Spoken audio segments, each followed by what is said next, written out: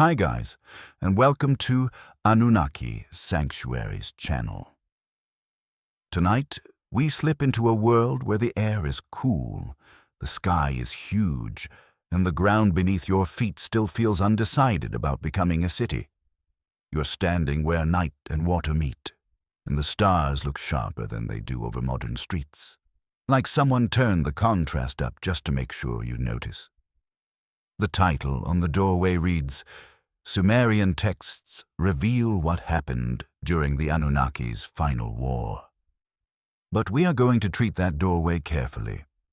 Some parts are widely accepted history, some parts are interpretation, and some are calm. What if imagination? We are not proving anything tonight. We are following clues. If the evidence is thin, we'll say so. And yes, you probably won't survive this, in the sense that you will not survive staying awake. Because the goal is to drift off, not to win an argument with a 5,000-year-old poem. So, before you get comfortable, take a moment to like the video and subscribe, but only if you genuinely enjoy what I do here. And drop your location and your local time in the comments, because it is always a little magical to picture you listening from somewhere far away. Maybe with rain on your window. Maybe with a fan humming like a distant river. Now, dim the lights.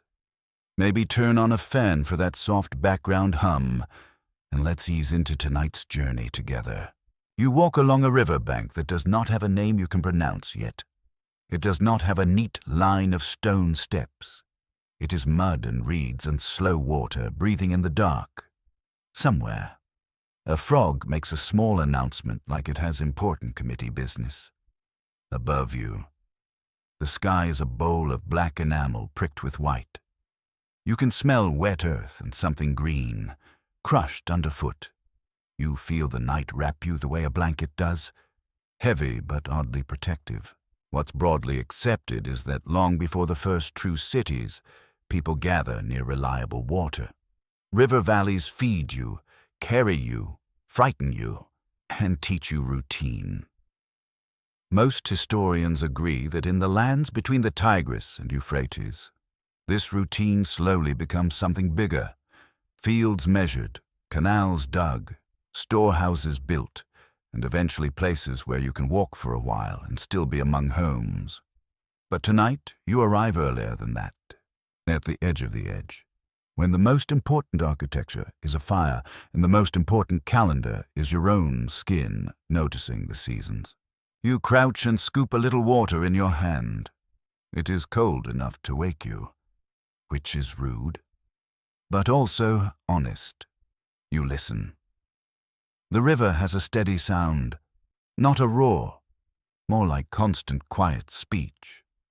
Your mind wants to make meaning out of it, because that is what your mind does.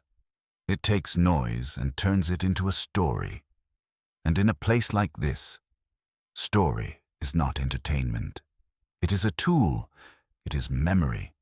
It is guidance. It is how you explain why the flood came when you did everything right. Most historians agree that the earliest Mesopotamian communities do not leave behind tidy biographies of themselves. You get clues instead. Bones, broken pottery, traces of fields, and later, much later, the miracle of writing.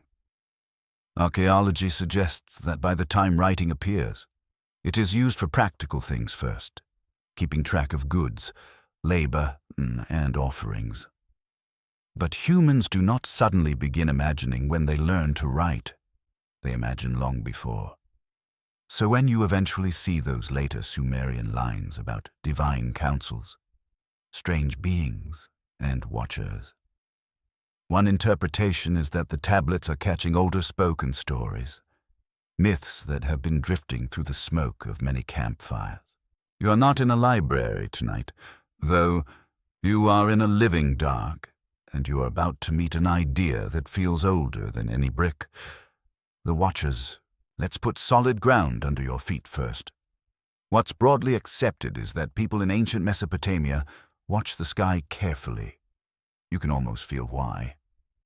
Just standing here, The stars are so bright they seem close enough to snag on a reed. Seasons matter. Floods matter. Planting matters. Travel matters. If you live by the river, you learn patterns, and the sky becomes one of your best pattern books. Archaeology suggests that as societies become more complex, specialists emerge, and in later periods, scholars and priests track celestial cycles with impressive seriousness. Now we step into interpretation. Gently. A careful reading might suggest that the idea of watchers can grow out of that human habit, the way you stare upward night after night, giving names to lights and meanings to movements. If the night sky is your schedule, then someone must be keeping that schedule. Right, someone must be on duty. Someone must be watching so the world does not slip off its rails. And here comes the calm what-if. What if the ancient stories are not just personifying the stars, but hinting at presences that feel like they stand behind the sky? As if the sky is a curtain and something is holding it up from the other side. Not confirmed, not certain, just a mood that the old texts sometimes invite. The mystery isn't in what we know, but in what we can't confirm. You stand, stretching your legs, and you notice a flicker on the horizon. Not lightning, not fire, just a shifting of brightness. Like the air itself is adjusting. You blink. It is nothing. Probably, but your body registers it as something that might matter. You find yourself looking harder, and that is how it begins. Watching makes you receptive. Watching makes you suggestible. Watching makes you human, somewhere behind you. There are others. You are not alone. You hear soft footsteps on packed earth, a low murmur, careful not to disturb the night too much. A small group moves with purpose, not like hunters, more like people visiting a place they have visited before, because there is something here they need. They stop near a mound, barely more than a rise in the ground. Someone places a small offering, maybe grain, maybe a bit of milk in a bowl. Nothing dramatic. No grand choir, just a practical kindness, the way you leave a light on for someone arriving late. Most historians agree that early ritual can be simple and local, tied to place and season. Archaeology suggests that shrines and sacred spaces do not always begin as grand temples. Sometimes it is a spot that feels charged, a mound, a tree, a bend in the river, a place where something happened once, or where people decided something happened once, which in human terms is almost the same. You watch these people, and you feel the quiet seriousness in their movements. No one is performing for an audience. This is not theater, this is maintenance. Like cleaning a tool before you put it away. Like checking a door latch at night. You realize, with a little shiver, that they behave as if the world is being observed. That is the key. Not that they are observing, but that they think someone is observing them. One interpretation is that the watchers are an imaginative answer to a social reality. When communities grow, when rules matter, when resources must be shared, you need a way to encourage cooperation beyond your own eyesight. You can only watch so many people at once. But if the story says someone always sees, then the rules have teeth, not a cruel bite, just a firm one. Like a parent's look from across the room. The watchers become a moral weather system.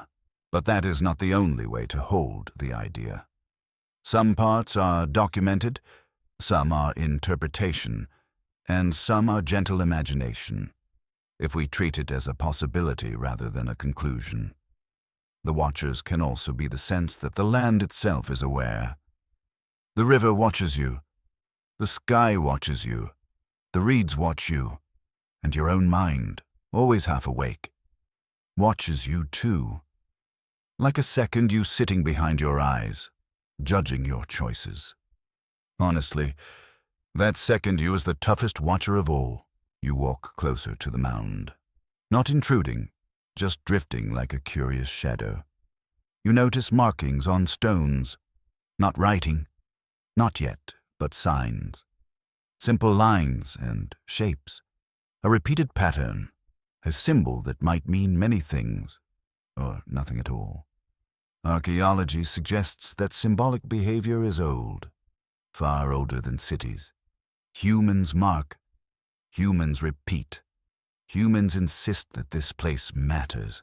The group begins to speak softly, and you catch fragments, names, maybe, titles, words like sky, water, measure, oath. You feel the faint thrill of being near the birthplace of something, the way you might feel standing behind a stage curtain before the show begins. Except the show is a civilization, and the curtain is night. Most historians agree that Sumer, as we later call it, flourishes with city-states, temples, and a culture that leaves a deep written record. But right now, you are in the earlier hush, when the seed is still deciding what kind of tree to become.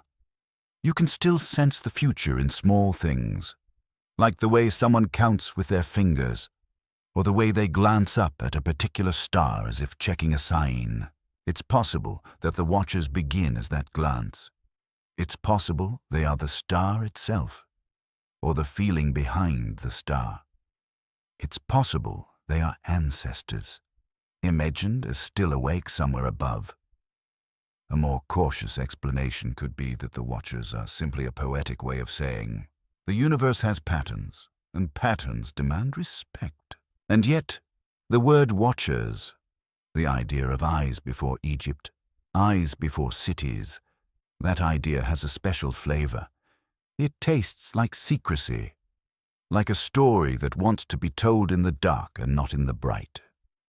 A popular rumor claims that ancient Mesopotamian texts contain memories of beings who came from the sky, taught humans, fought wars, and then withdrew, leaving behind half-explained gifts and lingering warnings. This theory isn't widely accepted, but it hangs around because it is cinematic, and the human brain loves a good special effect. Let me rephrase that more carefully. That's a possibility, not a certainty. To be clear, this is debated. The mainstream view is that myths are powerful cultural expressions, not literal reportage. Still, sometimes myth grabs a real anxiety and dresses it in a costume.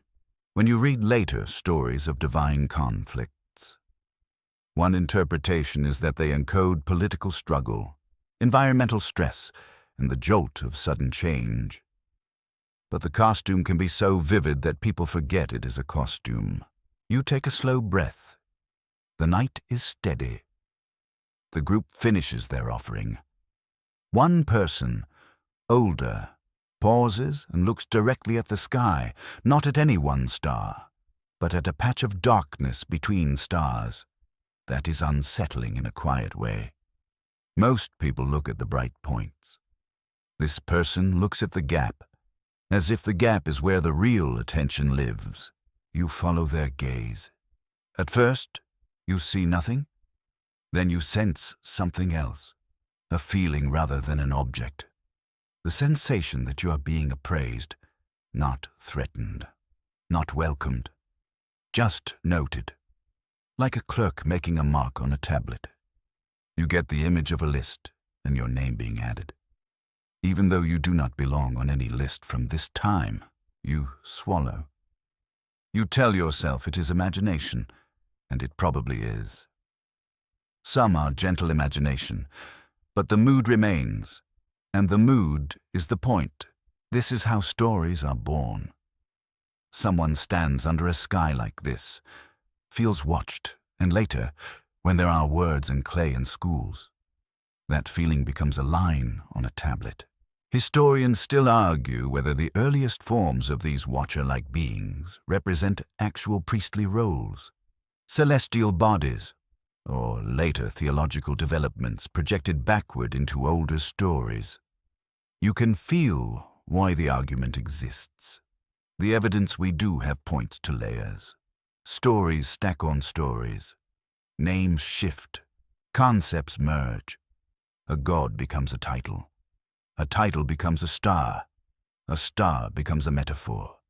And if you blink at the wrong moment, you think you saw a silhouette stepping behind the curtain. You walk away from the mound and follow the river. The reeds whisper as you pass. The ground is damp, and each footstep makes a soft sound, like a page turning in a very old book. You find a spot where the bank slopes gently, and you sit, knees drawn up, watching the water. Your breathing slows. Somewhere far off, an owl makes a sound that is, frankly, judgmental. What's broadly accepted is that river life is both generous and dangerous. Floods can renew soil, but they can also destroy homes. Drought can starve fields. In such a world, the feeling of being watched might be comforting. It suggests order. It suggests that someone is keeping track. It suggests that chaos is not entirely in charge, but the same feeling can be unsettling too. If someone is watching, then maybe someone is also choosing. Maybe someone decides who thrives and who suffers, and that opens the door to another kind of story, one with councils, decrees, conflicts, and, yes, wars among the divine. Tonight, we are only stepping into the first room of that mansion. You are not meeting the whole pantheon yet. You are meeting the atmosphere that makes pantheons feel necessary. You are meeting the watchers as an emotional technology, a way to hold the world steady in the mind. You look up again. The stars remain indifferent, but your mind is not. You notice a particular cluster, and you imagine it as eyes. Two bright points close together, a third slightly apart. The illusion is easy. The human brain finds faces in clouds, and it will find eyes in anything that sparkles. Your brain is a little gremlin with craft supplies, and it is always making masks. Still, you let yourself feel it. The calm pressure of the sky, the steady hush of water, the sense that life is observed, recorded. Maybe judged, maybe simply witnessed. You can almost understand how, centuries later, scribes might carve into clay the idea that beings existed before Egypt, before kings, before pyramids, before the grand stone declarations. Beings who watched when humans were still learning how to count and how to promise. And if we add one more soft layer of what if, just as a lullaby and not as a conclusion, what if the watchers are not outside you at all? What if they are the part of you that watches yourself? The part that learns, the part that remembers, the part that whispers. Be careful. The river rises. The season changes. The world has patterns. In that sense, the watchers existed before Egypt because attention existed before Egypt. Consciousness existed before Egypt. That might be the oldest watcher of all. You settle deeper into your sitting place. The ground is cool. The fan in your room, if you have one, blends with the imagined river, until you cannot quite tell which sound belongs to which world. Your eyes grow heavy, but not closed. Not yet. You're still watching. And somewhere in the dark between stars, you allow the possibility that something else is watching too. Not as a threat, not as a certainty, but as a mystery that keeps the story alive. You drift closer to a place where the river's quiet speech turns practical. The bank is no longer just reeds and mud. You start seeing straight lines that do not belong to nature. A cut in the earth where a canal guides water like a patient hand guiding a child. The air smells of damp clay and smoke from cooking fires, and the night carries a faint sweetness, grain being warmed somewhere, or beer beginning its slow, bubbly persuasion. What's broadly accepted is that in southern Mesopotamia, communities grow and organize, and by the 4th millennium BCE, you begin to see the rise of temple-centered economies and early urban life. Most historians agree that this world is not only about huts becoming houses. It is about rules becoming routines, and routines becoming institutions. People measure fields, count jars, track labor, and decide who gets what. Because a city is basically a large group chat with food shortages and no mute button.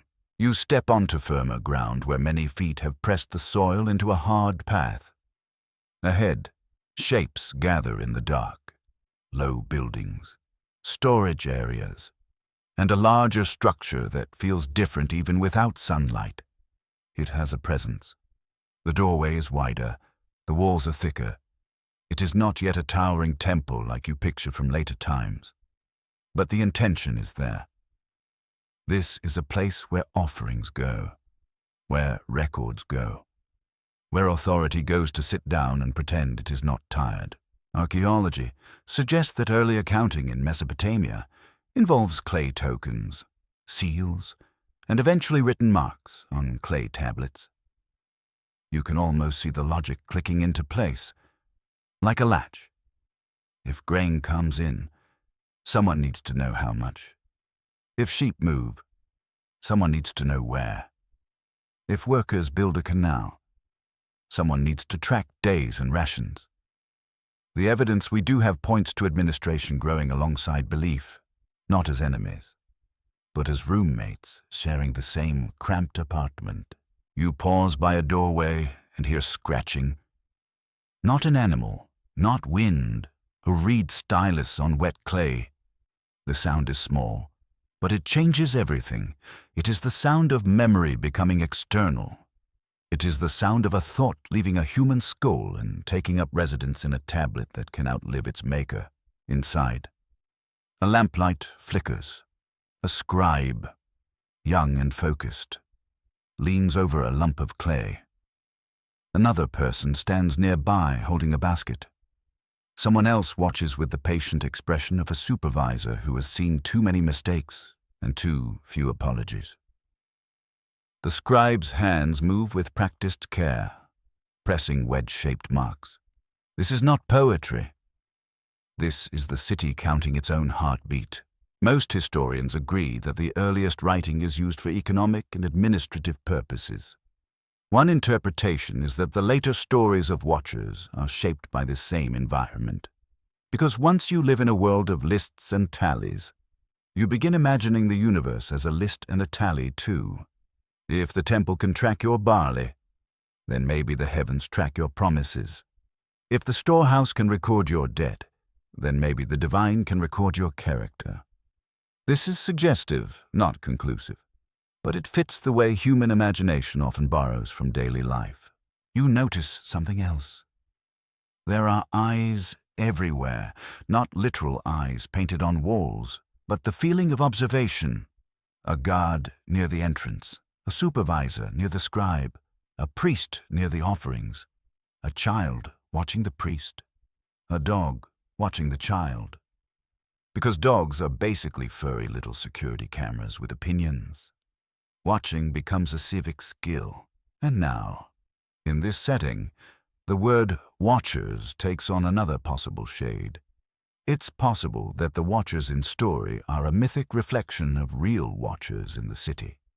Officials, inspectors, priests, and those whose job is to look, verify, and report. In a world where a missing jar matters, a missing truth matters too. You walk past a row of storage jars. Their round bellies catch lamplight like dull moons.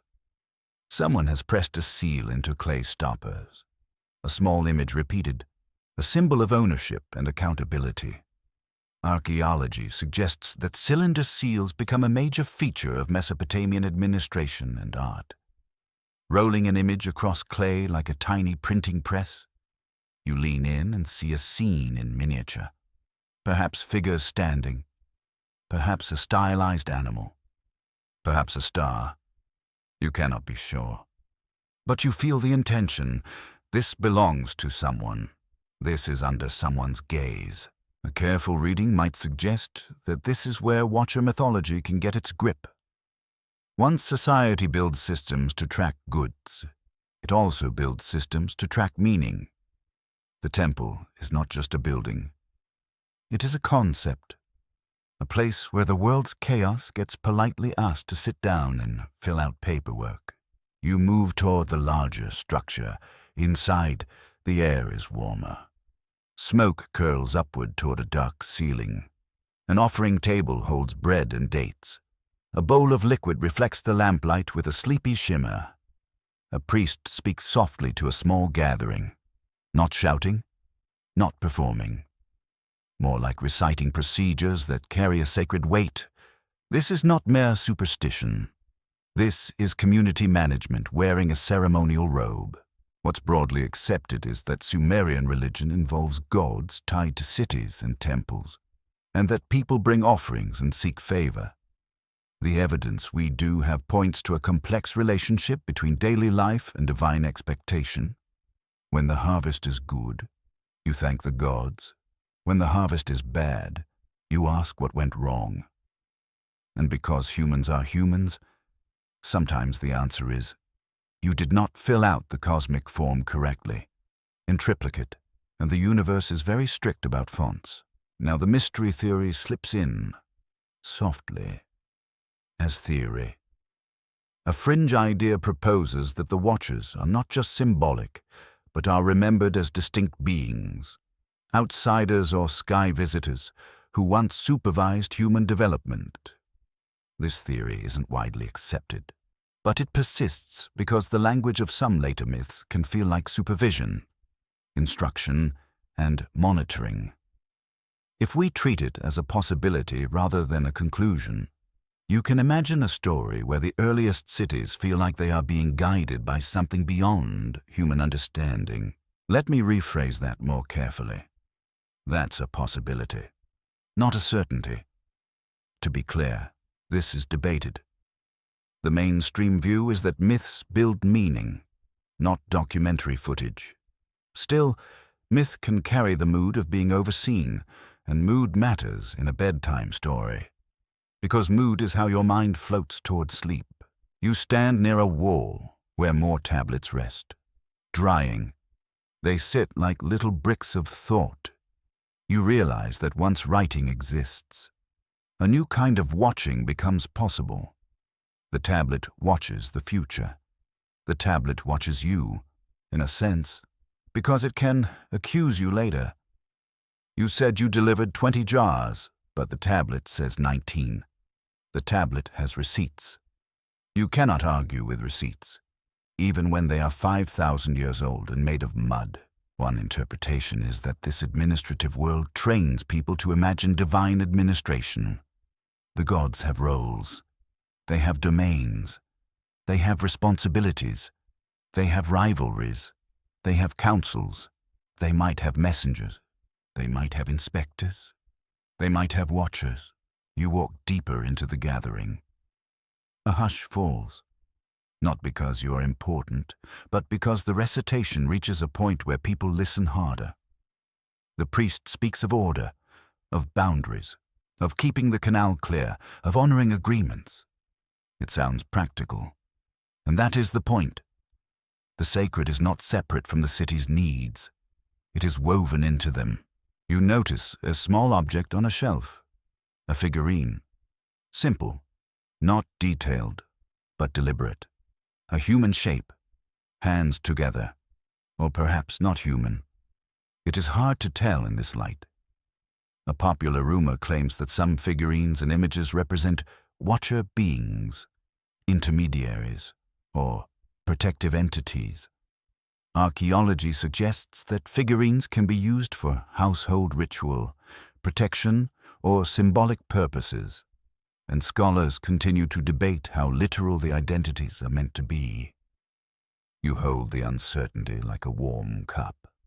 Uncertainty can be soothing when you stop trying to force it into an answer. A more cautious explanation could be that Watchers is a narrative label for a social function, who makes sure the canal is maintained, who ensures fair distribution, who interprets omens, who keeps the calendar. The city needs watchers, so stories provide watchers. Historians still argue whether these mythic watchers should be understood primarily as celestial bodies and divine metaphors, or as reflections of real institutions and priestly roles that become mythologized over time. Outside, a dog barks once, then decides it has done enough for public safety and returns to whatever important dog business is happening. Someone in the crowd shifts, and you hear a bracelet clink. The sound is oddly comforting, like a tiny bell marking the passage of time. The priest gestures toward the offerings. People step forward, placing small gifts, grain, a bit of oil, a woven item, ordinary things elevated by intention. You watch hands move, you watch faces, you watch the way people glance upward even indoors, as if the roof is only a suggestion and the sky might still be listening. The habit of being observed does not stop at walls. You look back at the tablets. Each one is a narrow slice of reality. A count, a name, a transaction. What if? You think. The watchers are the story's way of saying reality itself is being counted, not by humans alone, but by something that does not sleep. And then your mind offers you another quiet what if. Cinematic, but gentle. What if the first watchers are not gods at all, but time? Time watches you. Time records everything. Time never forgets. That is both terrifying and comforting. Like knowing your embarrassing middle school haircut is permanently documented in the universe's photo album. Sleep-friendly thought. Truly, you walk out into cooler air. The settlement hums softly. A few voices, distant laughter, a baby fussing and then calming. Life is happening.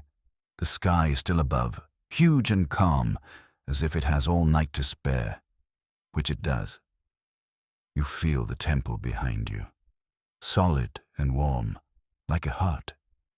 You feel the storehouse nearby, heavy with grain. You feel the canals slow, guided water. All of it is structure imposed on floodplain chaos. Most historians agree that these early systems are foundational to later civilization. The evidence we do have points to people inventing new ways to cooperate at scale, and that invention changes everything. And in the shadow of that change, myths evolve too, because humans need stories that are big enough to match what they are building.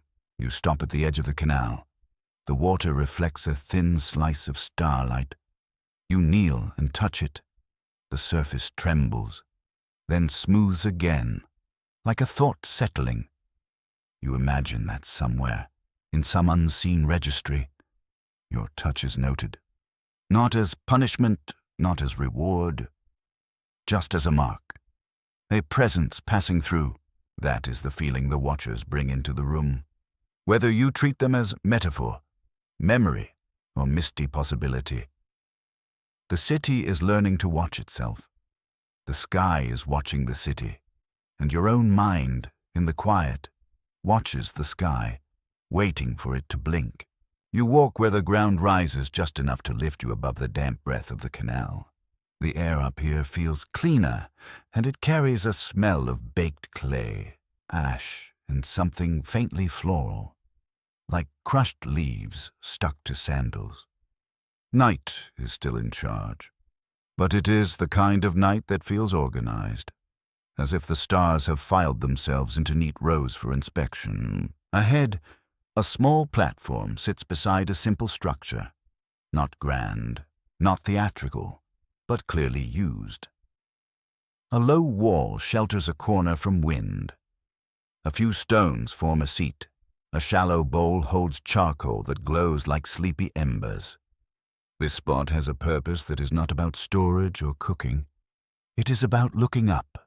What's broadly accepted is that people in ancient Mesopotamia pay close attention to the sky. The evidence we do have points to careful observation of the moon, bright planets, and seasonal shifts, because farming, travel, and ritual all benefit when you can predict the rhythm of the year. You can feel the logic in your bones. If you can tell when water will rise, when heat will press down, when winds will change, you can feed more mouths and panic less. Panic is exhausting. Sleep is better. You take a seat on the stone. It is cool against your legs. Someone nearby hands you a small cup of something warm.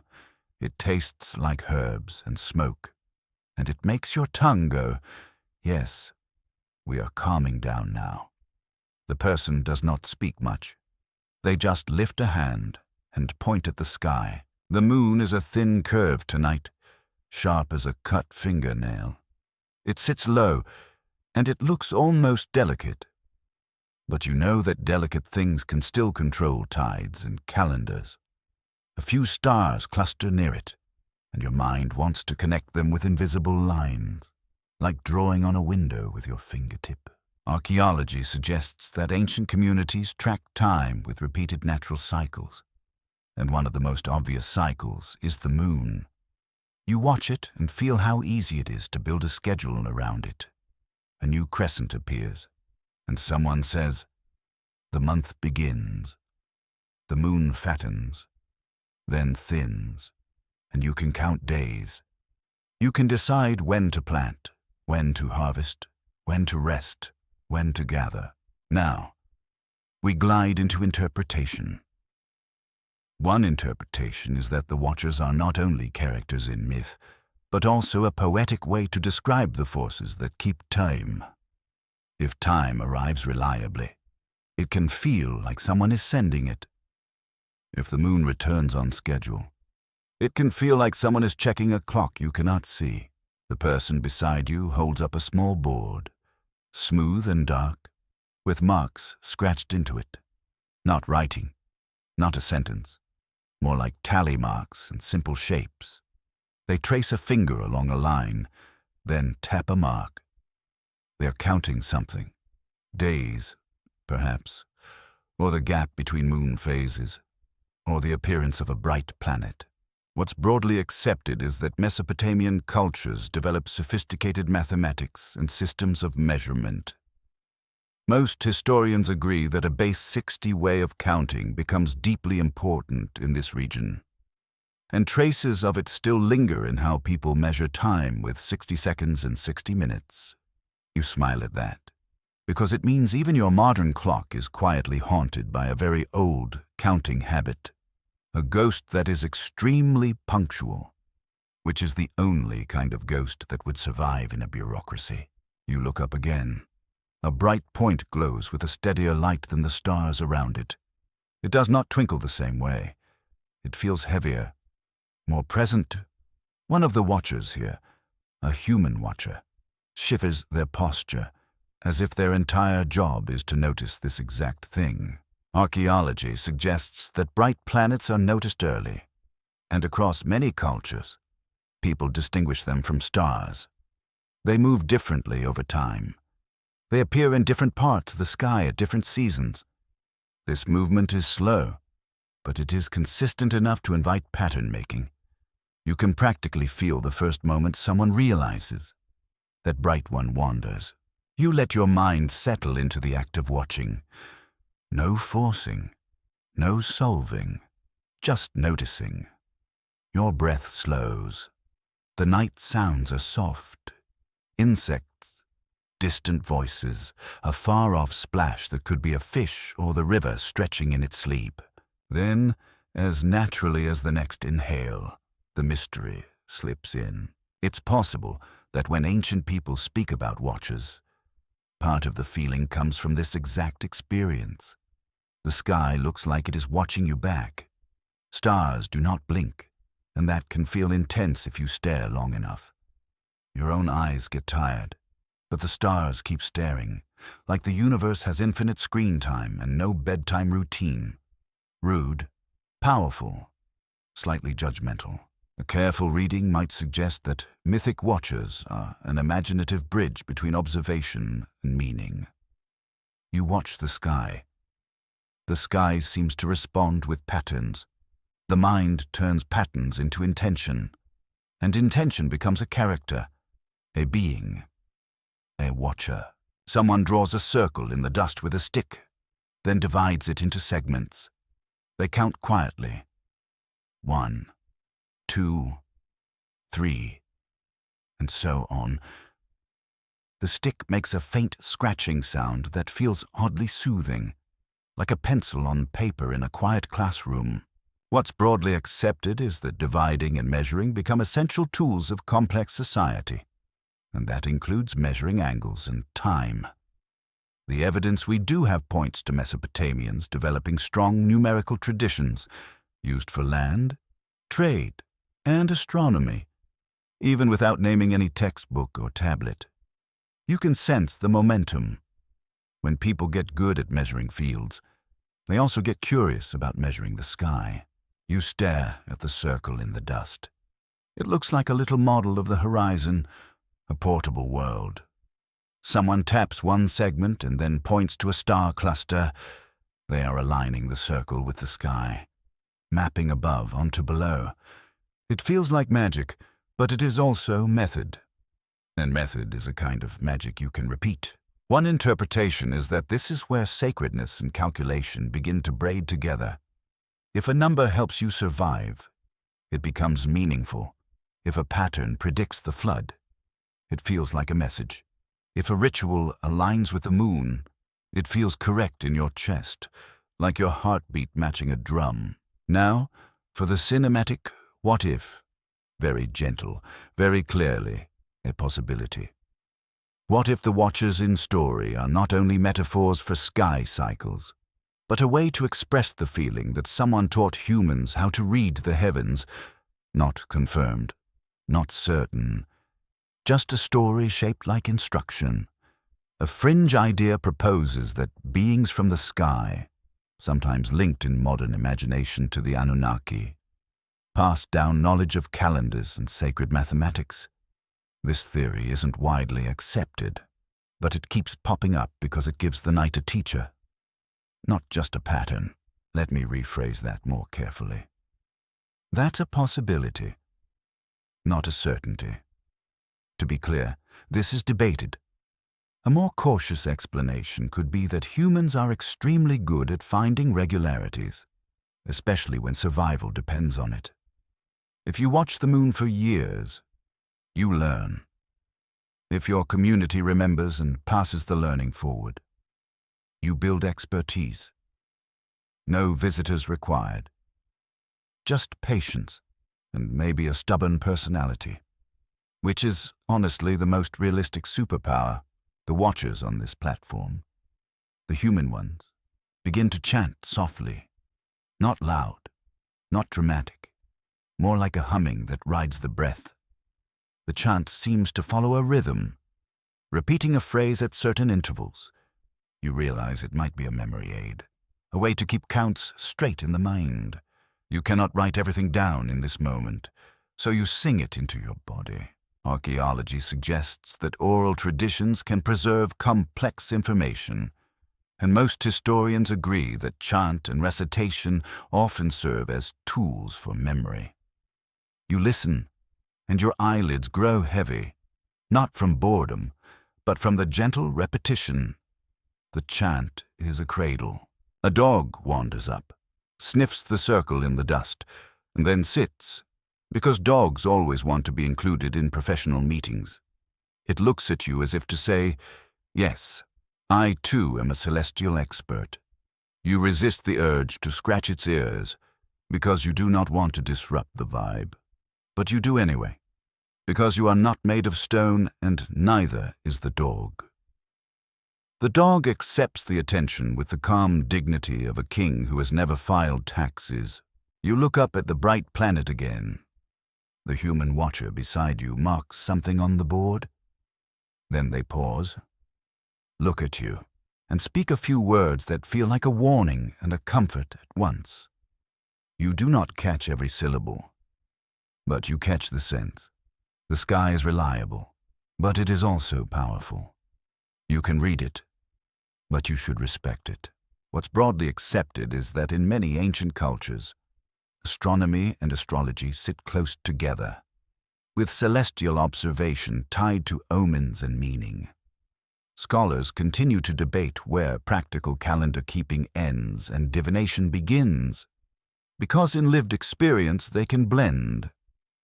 If a star signals a season, it is practical. If the same star signals a king's fate, it is symbolic. The human mind does not always keep those folders separate. Historians still argue whether the earliest Mesopotamian star lore should be understood mainly as agricultural scheduling, as religious symbolism, or as a foundation that later scholars expanded into more formal astronomical science. The chant slows. The group falls quiet. The night feels wider. You notice that the sky is not just a dome. It has depth. Some stars seem farther, others closer. You cannot prove that with your eyes, but you feel it. And feeling is enough tonight. A sudden breeze moves across the platform. The embers in the bowl brighten, then dim. Shadows shift. For a moment, the moving shadows look like tall figures standing behind the watchers, as if someone else has joined the gathering without making a sound. Your skin prickles. This is where we keep the solid ground separate from the mist. The solid ground is wind and firelight. The mist is the interpretation your mind makes. Still, it's possible that ancient stories about watchers begin with moments like this, when a natural effect produces an emotional punch. Your body says, "Someone is here," even if your reason says, "It is only air." Someone nearby whispers a name that sounds like a title. Not your name. Something older. Something like a role. A watcher. A measurer. A keeper. You look at your hands and imagine them holding a stylus, pressing marks into clay. You imagine recording not only barley and sheep, but the moon, the wandering planet, the day when a bright star rises just before dawn. You imagine the pride of being able to say, "The season is turning." You imagine your community trusting you. That trust is weighty, like carrying water in a jar without spilling. And because trust is weighty, it invites stories to hold it up. If your role matters, you want it to be anchored in the sky itself. You want to say, "This is not just my opinion. This is how the heavens move. This is how the watchers intend it." That might be why myths give celestial authority a face. A popular rumor claims that one secret star, sometimes called Nibiru in modern retellings, is the key to understanding ancient watchers' stories, as if a hidden object moves through the sky and drives events. This idea is dramatic, and it sells well in the marketplace of late-night curiosity, but it is not widely accepted by mainstream scholars. If we treat it as a possibility rather than a conclusion, it can still serve a bedtime purpose, not as fact, but as atmosphere. A reminder that the sky always has room for mystery. You let that rumor drift away like smoke. You return to what you can feel. The cool stone, the soft chant, the slow planet glow.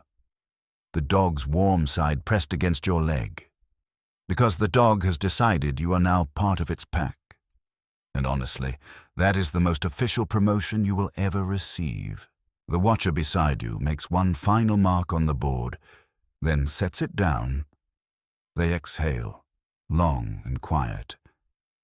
The group begins to disperse, not with chatter, but with the calm efficiency of people who have completed a task. You remain seated a moment longer, looking up. The sky looks unchanged, but you feel changed, like your mind has adopted a new habit. The habit of noticing. Watching is not only seeing, it is being willing to see. You stand.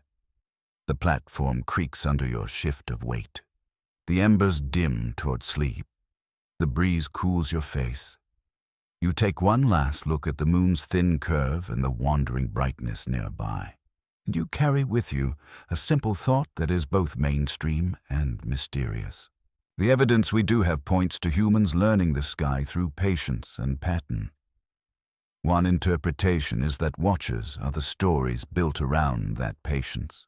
And what if, in the hush of night, the sky returns your attention with an attention of its own, not as proof, not as certainty, just as a quiet mirror that makes you feel less alone.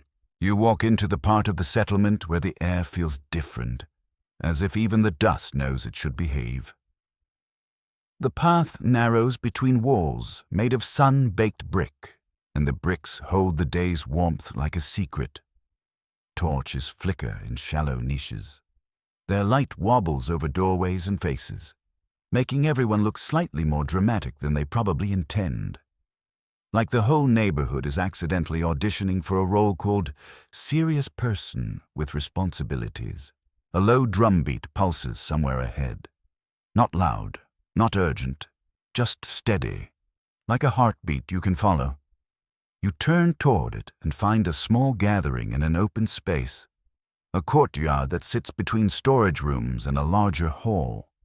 People stand shoulder to shoulder, quiet enough that you can hear their breathing blend into one soft sound. In the center, a raised platform waits. It is not high, but it is higher than the ground. And that is enough. Human beings notice height. Even a single step changes how authority feels. Someone has placed a bowl of water at the platform's edge. Someone else has set a bundle of reeds beside it. The reeds are tied neatly, as if neatness itself is part of the ritual. What's broadly accepted is that early Mesopotamian societies developed forms of leadership that grow alongside temples, irrigation projects, and organized labor. Most historians agree that ideas about divine favor and cosmic order often become tangled with political power, because power always wants a good story to stand on. You can feel that tug in the air tonight. This gathering is not only about belief, it is also about agreement, about who gets to speak for the group, and who gets to decide what the group should do when the river misbehaves. A figure steps forward. Not young, not old, wearing a garment that catches the torchlight with a faint sheen.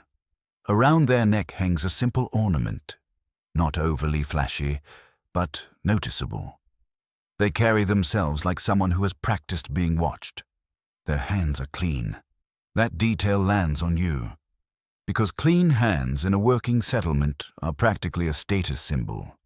It is the ancient version of a crisp suit, except you cannot spill soup on it if nobody lets you carry soup. The drummer slows. The crowd hushes further. A priest, or maybe an officiant, moves to the platform holding a small vessel. They dip their fingers into the bowl of water and touch the vessel's rim. Then touch the platform, then touch the leader's forehead. The motion is careful and repeated, like a procedure that has been rehearsed until it feels inevitable. Archaeology suggests that ritual and rulership are closely linked in many early states, with ceremonies that mark authority as something more than personal strength. You watch the crowd's faces and see a mix of hope and caution. Hope, because a leader might bring stability.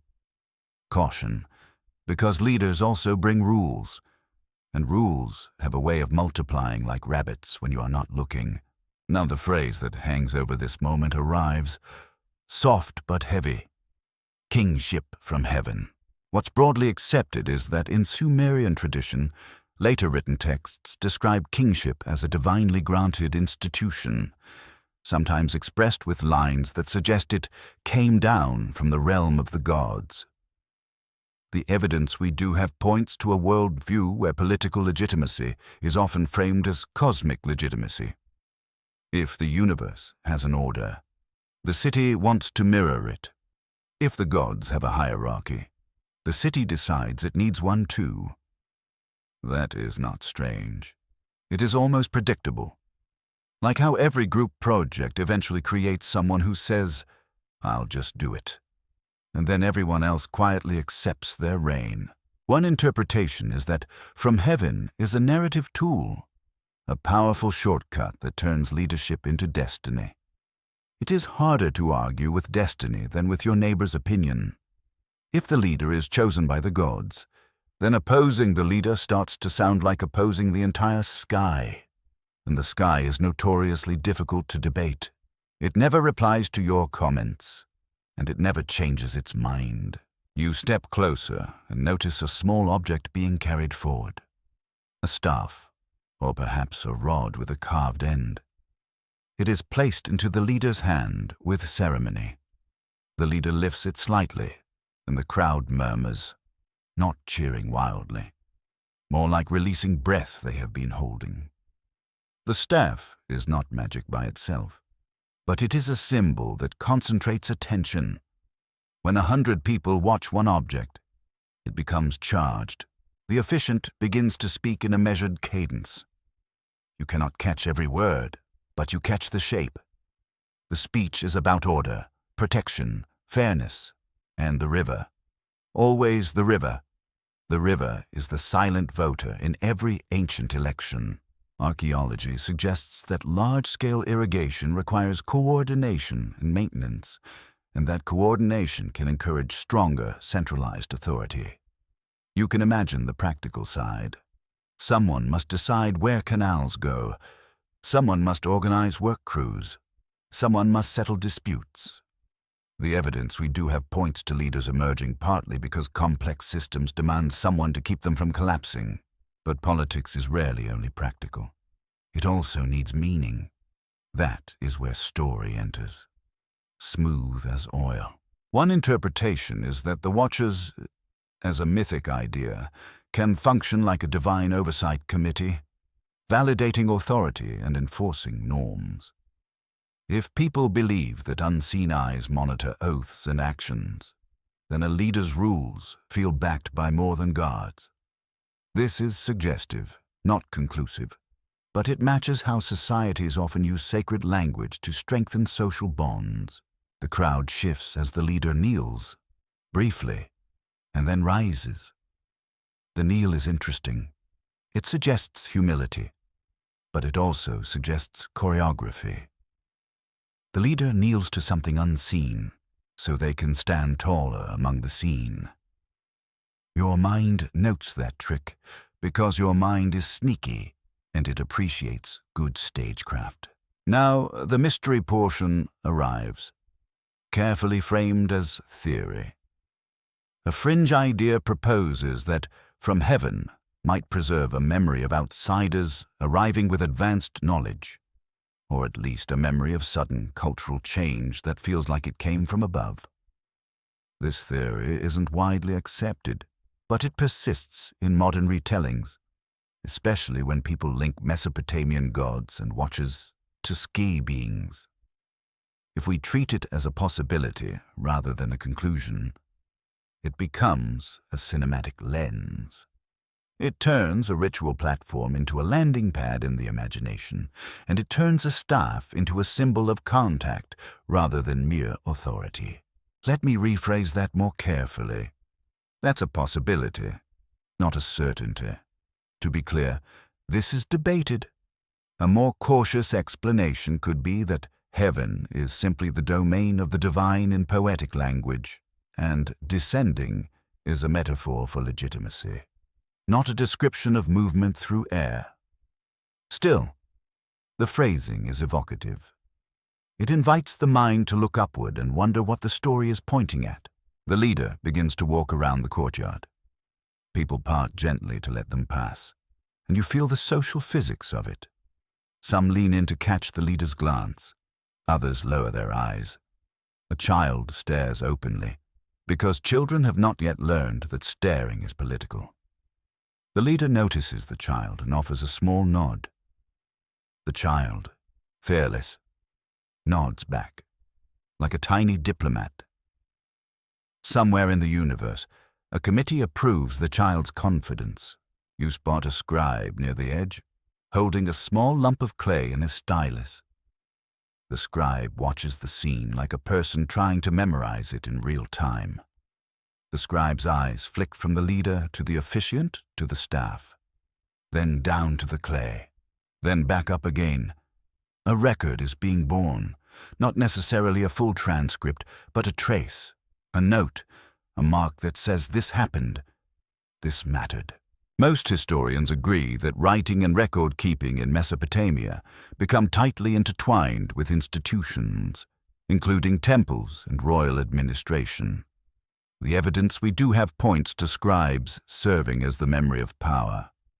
You can be strong, but if nobody records it, your strength evaporates. You can be chosen, but if nobody writes it, your chosenness expires. In a way, the scribe is a quiet watcher, the kind that stares at clay and makes your life official. The leader pauses at a small shrine on the courtyard's edge. An offering is placed. The leader touches the shrine lightly. The gesture is intimate, almost private, yet everyone sees it. You recognize the purpose. It tells the crowd, I'm connected to the divine order. It tells the divine, I'm paying attention. It tells the watchers, if they are out there in story or symbol, I know you are watching, and I am behaving accordingly. You shift your weight and feel a strange sympathy for the leader. Being watched is exhausting. Even modern people get tired of being watched, and modern people can at least hide behind sunglasses and pretend they are mysterious. This leader has to be mysterious without sunglasses, which is an unfair challenge. A group of elders steps forward and presents a small basket. Inside are tokens, maybe sealings, maybe carved pieces that represent agreements. The leader accepts them. You sense that the basket is not a gift. It is a responsibility. The basket says, here is what you must manage. Here is the web of obligations that will now cling to you like burrs on wool. What's broadly accepted is that early kingship is not simply about personal glory. It is also about managing resources, labor, defense, and ritual obligations. Most historians agree that rulers often present themselves as shepherds of the people, maintainers of order, and builders of temples and canals. You can almost hear the invisible job description being read aloud. Must be comfortable with long hours. Must tolerate divine expectations.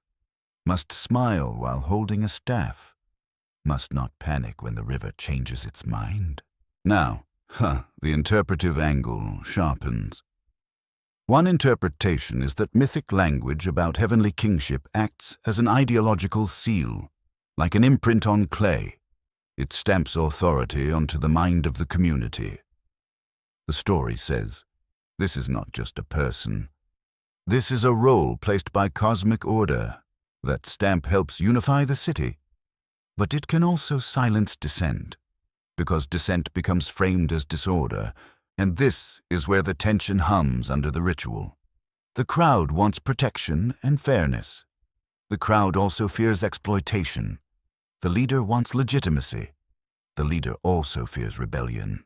Everyone wants the gods on their side, which is relatable, because having the gods on your side sounds like having a very powerful customer support department. Historians still argue whether early Mesopotamian kings were primarily temple officials who expanded their authority, or war leaders who later adopted religious legitimacy, or a shifting blend that changes from city to city. The officiant lifts their hands, and the crowd echoes a phrase. Short, repeated, rhythmic. It feels like an oath shared aloud. You listen and feel the psychological effect. Speaking together makes people feel like one body. One body is easier to lead. One body is also easier to convince. Again, not sinister by default, just human. Your gaze drifts upward. The sky is visible beyond the courtyard walls, a strip of darkness with scattered stars. You feel the phrase, from heaven, tug at your imagination again. If the sky is the ultimate authority, then pointing to it is the ultimate argument. It is the oldest persuasive technique. Step 1, gesture upward. Step 2, look serious. Step 3, hope nobody asks follow-up questions. A popular rumor claims that certain royal lineages guarded secret knowledge from the Watchers. Knowledge about cycles of catastrophe and renewal, like a cosmic schedule. This rumor is not solid history.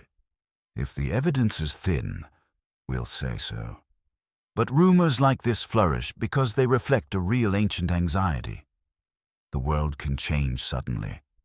Floods come, crops fail, new rivals appear. People want to believe someone knows what is happening, and someone is keeping watch. A more cautious explanation could be that these rumors are later stories built on the very real prestige of scribes, priests, and rulers. When you control records, you control memory. When you control ritual, you control meaning. When you control both, you start looking like you are sent by something higher. The ritual begins to wind down. The leader steps off the platform and disappears into the hall, followed by a few attendants. The crowd disperses slowly. Some people return to cooking fires. Some return to sleeping spaces. A couple of teenagers linger, whispering and laughing quietly. Because teenagers in every era are basically a traveling comedy troupe that refuses to retire. One of them glances at the hall and makes a face that says, "Must be nice to be chosen by heaven, while I am chosen to do chores." You remain in the courtyard a moment longer. The torchlight softens. The bowl of water reflects a star. You lean in and see your own face faintly. Then the face dissolves as the water trembles. It reminds you how fragile identity can be and how strong symbols can be. A face disappears with a ripple. A title can last centuries. You take a slow breath. What's broadly accepted is that ancient kingship is as much about storytelling as it is about force or management. One interpretation is that the Watchers, in mythic language, provide a sense of cosmic supervision that reinforces that story. And what if? In the quiet between torch flickers, the phrase "from heaven" is not trying to tell you where someone came from, but trying to tell you why people are willing to follow at all. You turn away from the courtyard and walk into a narrower lane.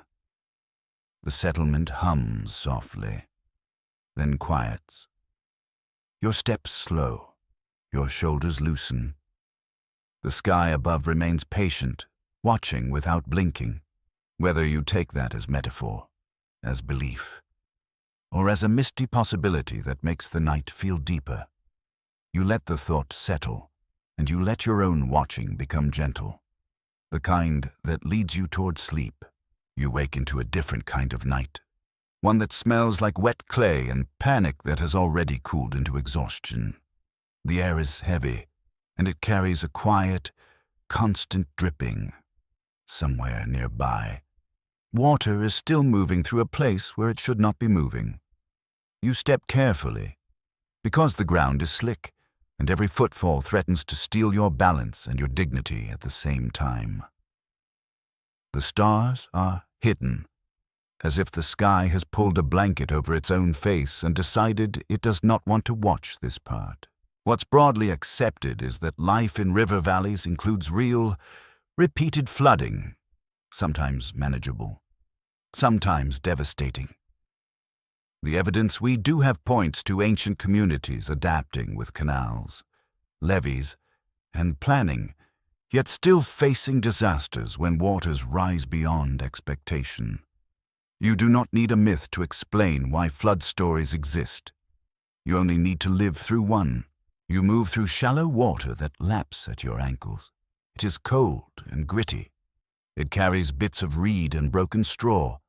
A collapsed wall lies half submerged.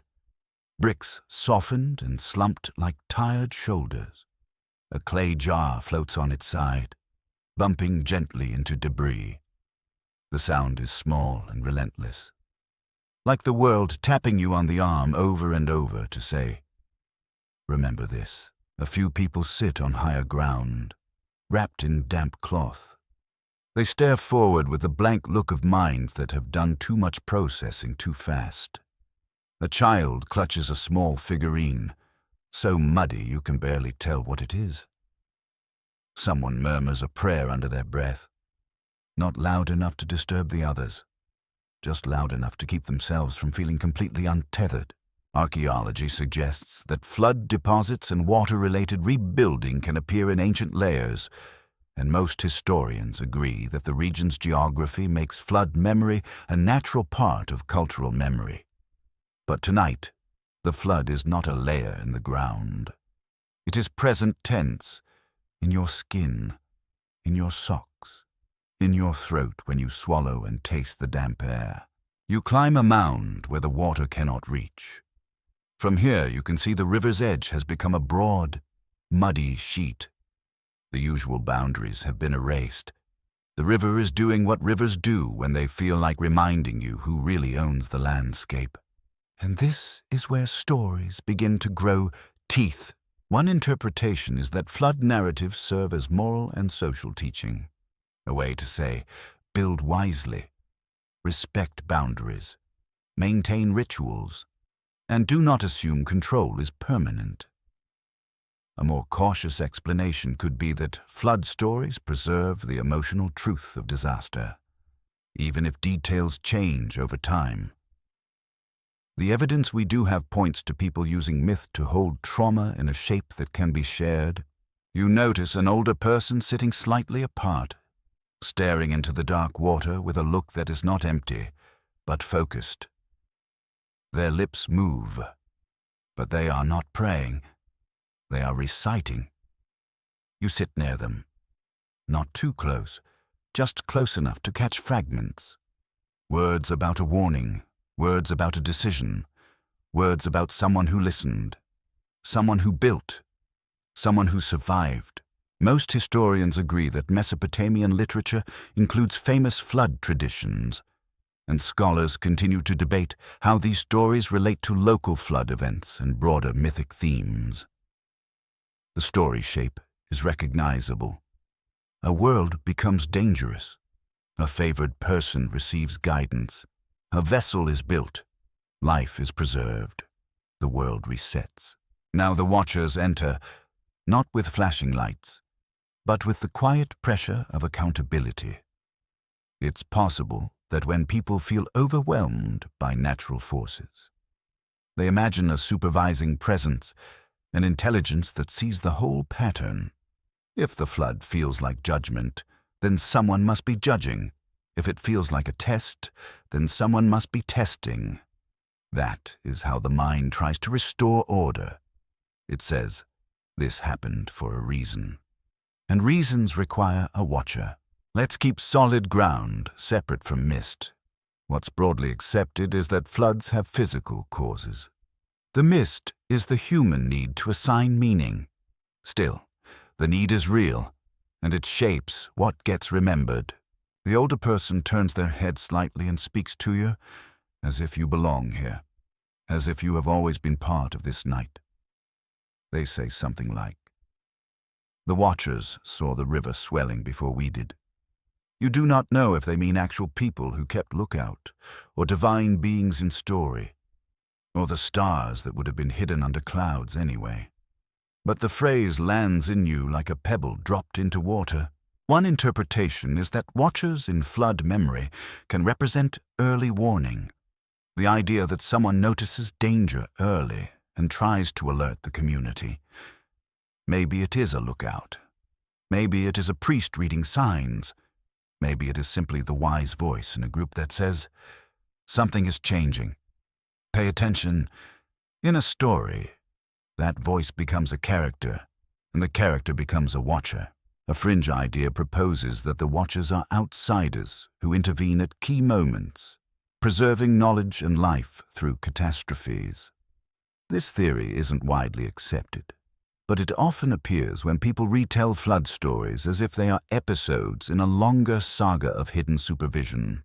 If we treat it as a possibility rather than a conclusion, it becomes a dramatic lens, a way to imagine guidance arriving from beyond the horizon when human skill feels insufficient. Let me rephrase that more carefully. That's a possibility, not a certainty. To be clear, this is debated, A more cautious explanation could be that communities create flood stories to transmit resilient strategies, such as building on higher ground, storing resources, and maintaining social cohesion after disaster. You look out over the water again. A piece of wood floats by, and on it rests a small bundle, wrapped in cloth. Someone wades out carefully to retrieve it. The bundle turns out to be seed grain, saved. The person holds it like a treasure, because it is, in the aftermath of a flood. Seeds are a future you can carry in your hands. Archaeology suggests that agriculture depends on planning and preservation, and most historians agree that food security is central to early state development. In this moment, the flood is not only destruction, it is a reminder that survival is logistics. It is carrying seed, sharing rations, rebuilding walls, and choosing not to collapse emotionally even when your house has. You feel the group's mood shift slightly as the seed is recovered. It is not joy, it is relief. Relief is a quieter cousin of joy, and sometimes it is more powerful. People begin to speak, not in a rush, but in low tones. Plans form. Someone mentions repairing the canal. Someone mentions checking the storehouse. Someone mentions a missing person, and then stops. Because grief is a heavy thing to place in the middle of a planning session, you walk toward a higher structure that has remained intact. A shrine or small temple with steps that rise above the floodline. The steps are wet, but solid. A few offerings have been placed there. Not extravagant, just what people can spare. A bowl, a handful of grain, a reed bundle. The smell of damp incense lingers. What's broadly accepted is that temples and shrines often serve as community anchors, especially in times of crisis. The evidence we do have points to religious spaces also functioning as storage, administration, and gathering points. When the world shakes, people move toward what feels stable, and stability often wears sacred clothing. Inside the shrine, a few people sit in silence. A priest or caretaker whispers a chant, slow and repetitive.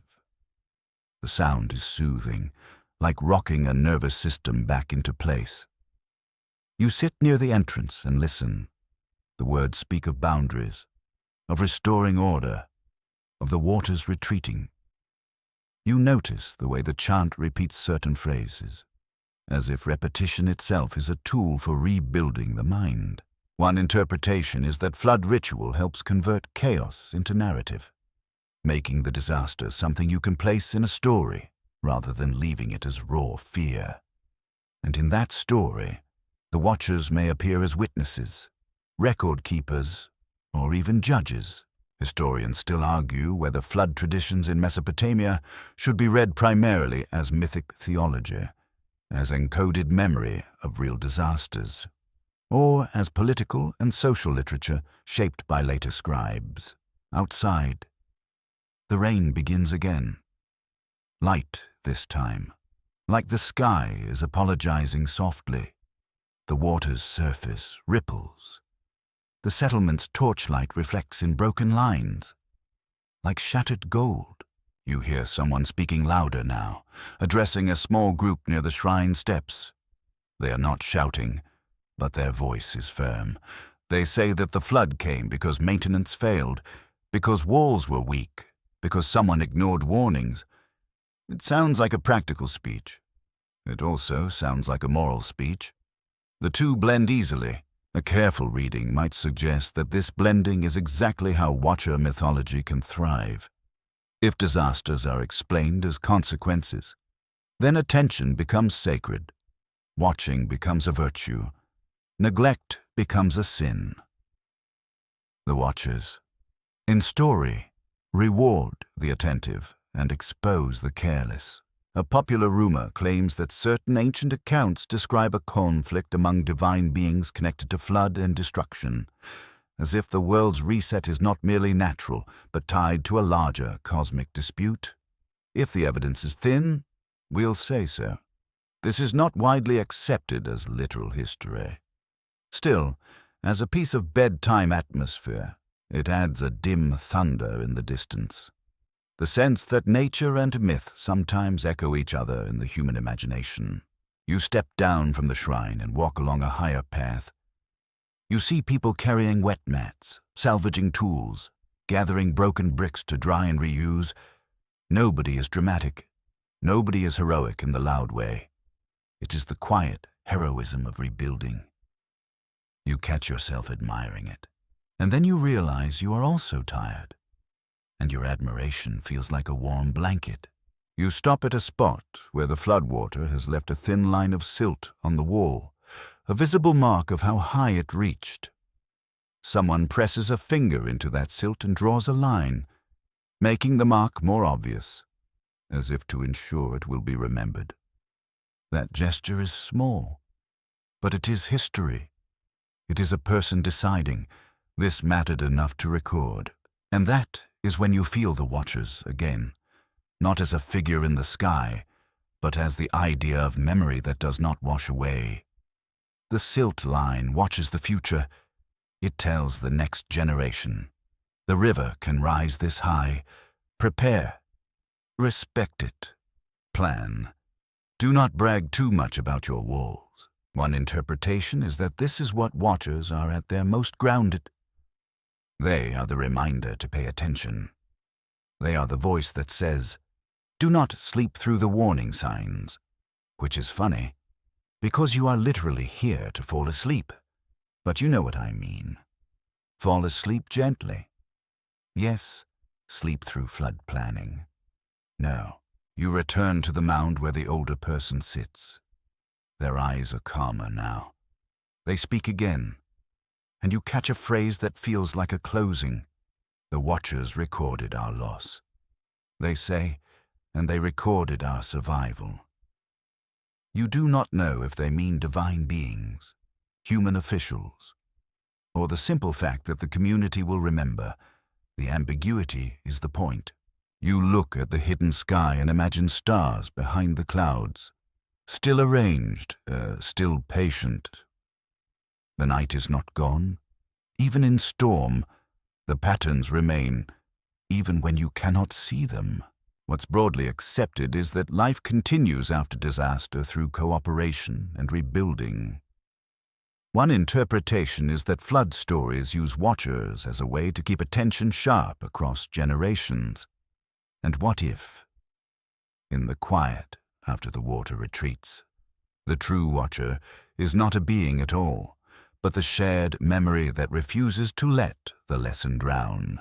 You find yourself on a river that feels less like a neighborhood and more like a road. The current is steady, and the water carries the faint smell of silt, fish, and sun-warmed reeds. A boat slides forward with a soft creak of wood and rope. You sit low, knees tucked, while someone at the stern uses a long pole to guide you through shallower patches. The night is clear again, and the sky is wide enough to make you feel small in a peaceful way. What's broadly accepted is that ancient Mesopotamia is connected to neighboring regions through trade routes and travel, moving goods like metals, stone, timber, textiles, and ideas. The evidence we do have points to networks stretching along rivers and across deserts, because people have always been willing to walk very far for things they cannot easily make at home. Humans will cross a wasteland for copper and then complain about the heat, like the heat is being personally unreasonable. The boat carries bundles wrapped in cloth, jars sealed with clay, and a few baskets that smell faintly of dried fruit. You hear the gentle clink of something hard, maybe stone or metal, tucked safely among the cargo. Not everything in this world is local. Some things arrive from far away, and far away always feels a little magical. A rower beside you hums quietly, the kind of humming that keeps time and calms nerves. The sound blends with the water's rhythm until it becomes difficult to tell which is human and which is river. You look up and see a line of stars that seems to point the way forward. You cannot be sure if it really points anywhere, but it feels like it does. And sometimes feeling is enough to keep you moving. Archaeology suggests that contact between regions can be traced through materials, styles, and shared motifs. And most historians agree that by later periods there is significant interaction between the Near East and Egypt. But tonight, you're not counting dynasties or listing dates. You are following the sensation of an idea traveling. Ideas are lighter than jars. They fit in any boat. The boat reaches a landing where the shoreline changes. The reeds thin out. The bank becomes firmer, and the air smells drier. A few people wait with pack animals and woven bags. They speak in accents that shift your ear, and the words feel like cousins rather than strangers. Trade does that. It makes languages lean toward each other. You step off the boat and feel the ground hold you. Your legs wobble slightly. Not from fear, just from the change in motion. The leader of your small caravan gestures toward a path that leads away from the water. The path is not a road in the modern sense, but it is used enough that the ground is pressed and the plants avoid it, like they have learned to respect human stubbornness. What's broadly accepted is that travel between river systems and across semi-arid zones is possible through a series of routes, seasonal timing, and knowledge of water sources. The evidence we do have points to people being far more mobile than we sometimes assume, carrying goods, stories, and skills. You walk into a landscape that begins to open. The horizon feels bigger. The sky feels even higher. The earth is paler, and the wind carries sand, fine and persistent. It gets into your hair, your clothes, your thoughts. The sun has set, but the heat lingers, radiating from the ground like a slow sigh. As you move, you hear the caravan's small noises. Leather creaking, a water skin sloshing, a donkey snorting like it disapproves of the entire concept of walking. One person mutters about how they should have stayed near the river. Another person replies that the river does not have certain stones, and they want those stones. This is how history happens, by someone wanting a rock that is not in their backyard. Now, we slide into interpretation. One interpretation is that the idea of watchers can travel the way trade does, as a prestige story. A tale that makes you sound wise when you tell it around a fire. People exchange not only copper and lapis, but also cosmic explanations. If your community has a story about beings who watch and measure the world, that story can feel impressive. Like wearing a rare bead necklace in narrative form. The caravan stops at a campsite. A small fire is lit. Someone roasts something that smells like flatbread. You sit, sip water, and listen. Travelers always talk. Even the quiet ones talk eventually. Because the night is long and silence can feel like a weight, a storyteller begins speaking. Not as entertainment only, but as social glue. They describe a land of wide rivers and deep mud, where temples rise and scribes press marks into clay. They speak of watchers, and their voice drops slightly at that word. The group leans in. You feel the same body response you feel when a scary movie is about to reveal something, except this is a campfire, and the scariest thing nearby is probably the donkey. The storyteller says the watchers are not always kind. Sometimes they record. Sometimes they judge. Sometimes they warn. Sometimes they do nothing at all, which might be the most unsettling option because it suggests indifference. What's broadly accepted is that myths can change as they move between communities, adapting to local beliefs and needs. The evidence we do have points to shared motifs spreading across regions in different forms. A careful reading might suggest that as watcher stories travel, they become more flexible. In one place, a watcher might be a star. In another place, a watcher might be an ancestor. in another place. A watcher might be a divine messenger attached to a particular shrine. And now, the cinematic what if arrives, clearly marked as possibility. What if a story about watchers is not only a metaphor, but also a coded memory of real meetings between cultures? People arriving with unfamiliar tools, unfamiliar customs, unfamiliar authority. To someone who has never seen a foreign caravan, a trader from far away might feel almost like a being from another realm. Their language is strange. Their goods are strange. Their confidence is strange. You can see how the mind might elevate that feeling into myth. A fringe idea proposes that watchers represent literal, non-human overseers who moved along ancient routes, influencing early civilizations. This theory isn't widely accepted, but it thrives because it gives travel a secret passenger, an unseen supervisor in the caravan line. If we treat it as a possibility rather than a conclusion, it becomes a shadow you can imagine beside the firelight. Not proof, just atmosphere. Let me rephrase that more carefully. That's a possibility, not a certainty. To be clear, this is debated. A more cautious explanation could be that humans naturally mythologize outsiders and import prestige stories to enhance their own local traditions. As the storyteller speaks, someone draws in the sand a simple outline of a river with branching canals, then an outline of a different river, longer and narrower, bordered by desert. They are comparing worlds with a fingertip. They point and say, beyond. There is a place where the river runs through sand, and the land is long, and the people build differently. You feel a strange shift in the air when they mention that place, because even here, far from it, it carries a reputation, a long river, a different rhythm, a different kind of order. What's broadly accepted is that Egypt's early civilization develops along the Nile, with unique local routes and increasing complexity over time. Archaeology suggests that while Egypt's formation is primarily local, there are contacts with neighboring regions, and ideas and goods can move in both directions. This is important because it keeps the story grounded. People do not need a single origin. Multiple places can rise in their own ways. While still exchanging sparks, the fire crackles. Someone laughs quietly at a joke the storyteller makes about a traveler who thought the desert was a good place to take a nap. It is not. The desert will take your nap and then charge you interest. The group's mood softens.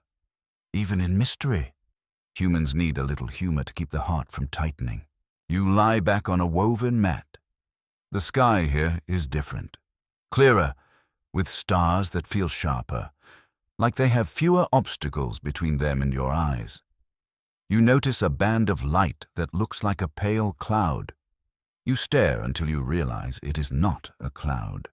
It is countless distant stars. You do not have a name for it, but your mind recognizes it as vastness. Archaeology suggests that many ancient cultures pay attention to the Milky Way, and most historians agree that the night sky often becomes a canvas for myth. One interpretation is that watcher stories thrive in places with strong stargazing traditions, because the sky's patterns invite personification. The caravan leader speaks quietly to someone else. Planning tomorrow's water stops. You hear a name spoken that sounds like a shrine or a landmark. Then you hear another name, and it sounds closer to what you would later associate with the Nile region. Your mind catches that, the way you catch a faint smell and realize it hints at a new environment. Historians still argue whether specific mythic motifs moved from Mesopotamia into Egypt in early periods, or whether similar motifs developed independently due to shared human concerns like floods, kingship, and the sky. You drift toward sleep, but the story keeps unfolding in your mind, gentle and slow. You imagine a boat on a long river bordered by papyrus. You imagine a different kind of temple. You imagine a different style of crown. You imagine people hearing a story about watchers and adapting it, reshaping it until it fits their own landscape and their own fears. And then you imagine something even quieter, a private moment. A traveler from the east sitting with a Nile fisherman, trading not only beads and grain, but also a sentence. A sentence about watchers who see what humans cannot. The fisherman listens, then looks up at the sky above the Nile, and the idea settles into a new home. You keep the solid ground separate from the mist. The solid ground is trade, contact, and the movement of stories. The mist is the notion of hidden overseers guiding everything. Still, the mist can be calming if you treat it as mist, not as stone. The fire burns lower. The donkey sighs in a way that suggests it is also trying to fall asleep, but it wants everyone to know it is doing you a favor. You close your eyes and let the night carry you. What's broadly accepted is that civilizations rise through local effort and regional exchange. One interpretation is that watcher tales are part of that exchange, traveling with people who cross boundaries. And what if the first step toward the Nile's world is not a conquest or a grand announcement, but a quiet story told beside a small fire, carried forward on breath? You step into a landscape where the river feels like a miracle in plain sight. To one side, darkness covers the desert like a calm animal lying down. To the other side, the Nile's ribbon of life holds steady, edged with reeds that whisper as if they are sharing gossip with the wind. The air smells different here. Drier, with a mineral bite, and there is a faint sweetness when you pass near patches of vegetation. Your sandals scuff sand, then mud, then sand again, and your body learns quickly that this place is a conversation between water and emptiness. What's broadly accepted is that pre-dynastic Egypt develops through local communities along the Nile that grow more complex over time, building trade, craft specialization, and social hierarchies. Archaeology suggests that long before pyramids and royal stonework, people are already making careful choices about burial, ritual objects, and communal identity. The evidence we do have points to a slow thickening of culture, like a stew simmering, not a sudden lightning strike. You walk near a small settlement where houses sit low and practical, fires glow behind woven screens. Someone is grinding grain, the steady scrape sounding like a metronome for the whole village. A child runs past you with the kind of speed only possible when you have no taxes and no deadlines. A dog follows with the solemn dedication of a bodyguard who is paid in crumbs and compliments. A few people glance at you, not suspicious, just curious. Travelers are normal here, but still interesting. One person lifts a hand in greeting and you return it, because politeness is timeless. Another person looks at your footwear and makes a face that says, "Those sandals would never survive my commute." You silently agree. You keep walking, guided by a narrow path that leads away from the settlement and toward higher ground. The path rises into a stonier zone where the desert begins to show its true character. The sand thins. Rock pushes through. The wind feels cooler. It carries tiny grains that ping against stone like gentle tapping, as if the desert is lightly knocking to see if anyone is home. Ahead, you notice something that does not look natural. Stones arranged with intention, not a temple, not a wall, more like markers, placed in a rough arc. Some stones stand upright, others lie flat. The arrangement feels like a boundary and an invitation at the same time. Archaeology suggests that in parts of North Africa and the Nile's wider region, people create megalithic and ceremonial spaces in prehistoric contexts, sometimes aligned with celestial events or seasonal cycles. What's broadly accepted is that human beings have long used stone and landscape to mark time, memory, and sacredness. You do not need a pharaoh to build meaning. You only need a reason. You step among the stones slowly, letting your eyes adjust. The silence here is different from river silence. River silence is alive with insects and water movement. Desert silence is spacious, like someone has cleared the room so your thoughts can echo. One interpretation is that spaces like this could serve as early sanctuaries, places where groups gather to negotiate with nature, with ancestors, with each other. The evidence we do have points to ritual being older than centralized states. And that matters tonight because it opens a door. It suggests that the phrase before Egypt does not mean before people. It means before a specific kind of political machine. Human spirituality and symbolism are already here. Already breathing. You notice a shallow depression in the ground, as if a fire has burned here many times. Nearby, a fragment of pottery lies half buried, its surface decorated with simple lines. You do not pick it up. You just look. Looking is enough. This place has been used. This place has been watched. Now the watchers return, but with a new texture, not the watcher as cosmic clerk, not the watcher as city inspector, not the watcher as flood witness. Here, the watcher feels like a guardian of the boundary between river life and desert unknown. It's possible that the idea of watchers can attach itself to liminal zones, edges where safety ends and mystery begins. Humans love edges. Edges make stories. A careful reading might suggest that when later texts describe watchful beings that exist before great kingdoms, they could be remembering a category of sacred presence tied to older landscapes. Not a single creature you can point at, but a role, a feeling, a mythic job description, something that watches the passage between worlds. You stand still and let the wind move around you. The stones cast thin shadows. The sky's clear enough that you can see stars, even with a faint moon. Your eyes drift upward, then back to the stones. You sense a relationship between above and below.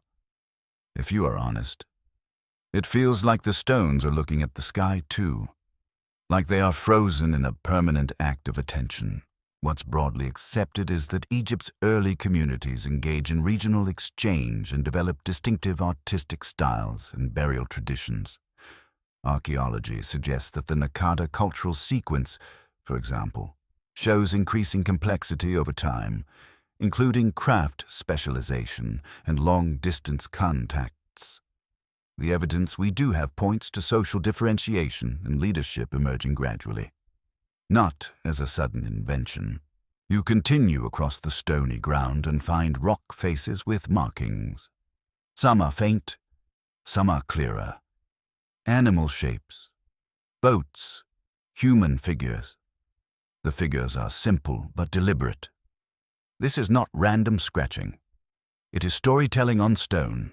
Archaeology suggests that rock art can preserve symbolic and social concerns, though interpreting it is difficult and scholars continue to debate meanings.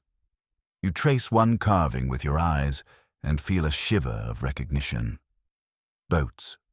Always boats. Even away from the river. The boat lives in the imagination. It is mobility. It is survival. It is also a metaphor for crossing. One interpretation is that a boat in desert rock art might symbolize migration routes, ritual journeys, or mythic travel between realms. And now the cinematic what-if arrives, carefully labeled as imagination. What if these carvings are not only human stories, but also messages meant for watchers? Like a sign placed on a door that says, "We were here, and we know you are watching." Let me rephrase that more carefully. That's a possibility, not a certainty. To be clear, this is debated. A more cautious explanation could be that humans carve rock for many reasons: identity, memory, ritual, and art. Still, The mood of being observed is hard to shake in a place like this. The desert feels like an audience that never claps. You move toward a low rise that gives you a view back toward the Nile. From here, the river is a dark thread with a faint sheen. The settlements near it look like small clusters of warmth. The contrast is striking. Life gathers where water is. Then the world falls away into silence. Most historians agree that the Nile's predictable flooding, compared to some other river systems, supports agricultural planning and contributes to the development of a stable economy. The evidence we do have points to the river acting like a calendar you can farm. And yet, even here, predictability is not a guarantee. It is an advantage, not a promise. People still watch, because watching is what you do when you cannot control everything. You sit on a stone and rest your hands on your knees. A beetle crawls past, unbothered by your existential thoughts. It looks like it has an appointment and is not interested in your dramatic desert mood. You respect that. Honestly, if humans had the beetle's confidence, history would be both shorter and much more efficient. As you sit, you notice something odd. A line of stones in the distance, forming a rough corridor. It does not look like a path made by footsteps. It looks made. The line points toward a notch in the horizon where the sun might rise, or where a star might appear at a particular time of year. Archaeology suggests that some prehistoric sites incorporate alignments that may relate to seasonal observation. One interpretation is that these alignments could serve as communal calendars, helping groups time movement, grazing, or gatherings.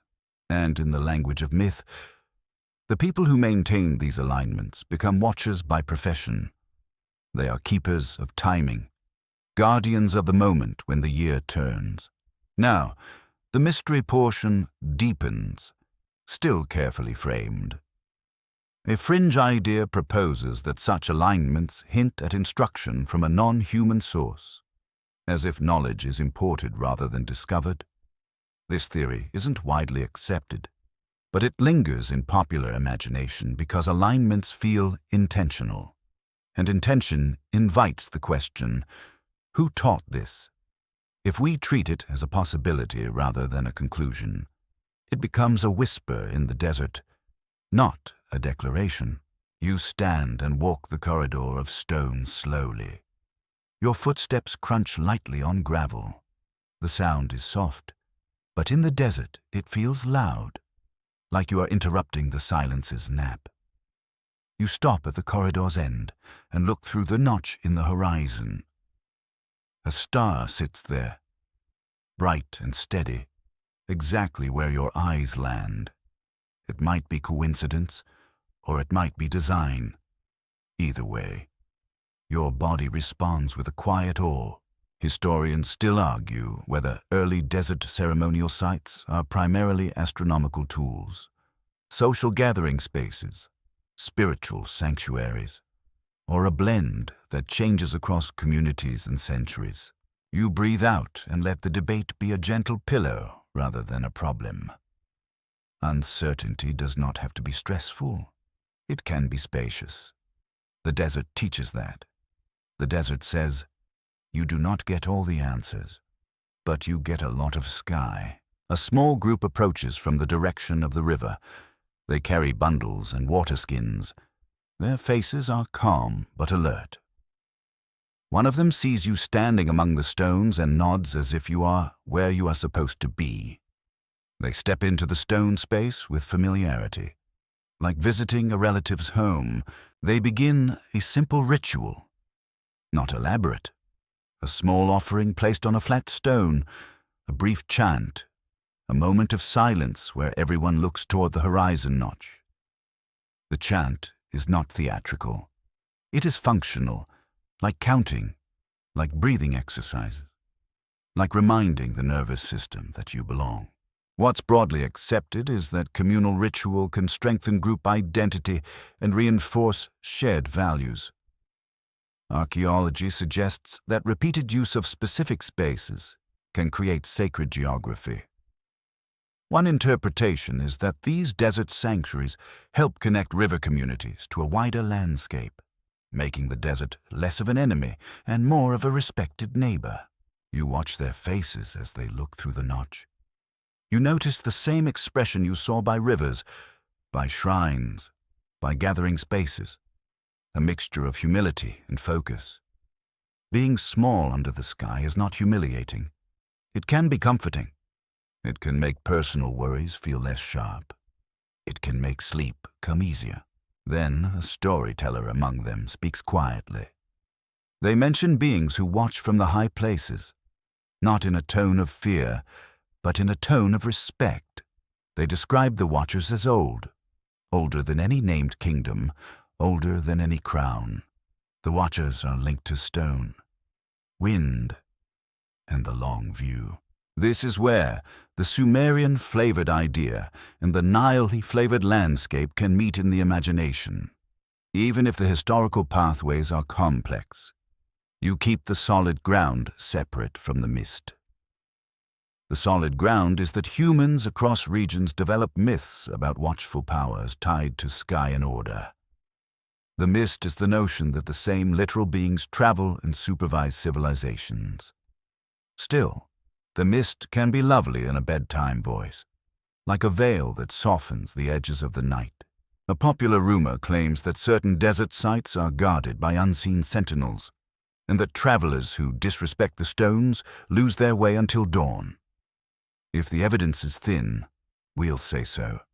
This is folklore, not a verified report. But folklore has a purpose. It teaches behavior. It says, do not treat sacred places like a picnic table you can carve your name into. The desert has long memory, and it does not offer refunds. One person in the group notices a small lizard on a stone and whispers to it as if it is an honored guest. The lizard, in true lizard fashion, accepts the attention without any sign of gratitude. You smile. This is your second reminder tonight that nature is not impressed by you. And honestly, that is healthy. The group finishes their ritual and begins to pack up. As they leave, the storyteller glances back at the stones and says something that sticks in your mind. The watchers do not need temples, they say, because the desert itself is their temple. That line is poetic. It is also practical. Stone does not rot. Wind does not need maintenance.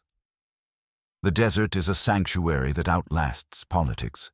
You walk back toward the river path, but you carry the desert's mood with you. Quiet and expansive. What's broadly accepted is that early Egypt grows from communities that shape meaning long before monumental architecture. One interpretation is that watcher stories can attach to ancient desert sanctuaries as guardians of timing and boundary. And what if, on nights when the wind is soft and the stars are sharp, the stones feel like eyes not because they truly are, but because you, the human, are made to see a face in the universe and to feel less alone under it. You enter a room that smells like clay, oil, and concentration. The air is warm and still, and the light comes from a small lamp whose flame leans slightly, as if it is trying to listen too. On the floor, mats are spread out with careful spacing, and on those mats sit tools that look simple but feel powerful. Reed styluses, small smoothing stones, and lumps of clay wrapped to keep them damp. A scribe sits cross-legged, shoulders relaxed in the way of someone who has spent many hours doing one precise thing. Their hands move with quiet confidence. Press, lift, press, lift. The marks appear like tiny bird tracks. Nearby, another person rolls a cylinder seal over clay, leaving behind a band of imagery that looks like a miniature procession captured in a single breath. What's broadly accepted is that writing and sealing become essential technologies for administration and identity in the ancient Near East, and that they help stabilize large societies by making transactions and authority trackable. The evidence we do have points to seals functioning like signatures, ownership marks, and social branding all at once. If you want to know who approved something, you look for the seal impression. It is the ancient version of a verified checkmark, except made of stone and commitment. You watch the seal roll across clay, and you notice how the image repeats perfectly. Repetition is hypnotic. Repetition is also control. It says, this is not random. This is consistent. This belongs to someone who intends to be remembered.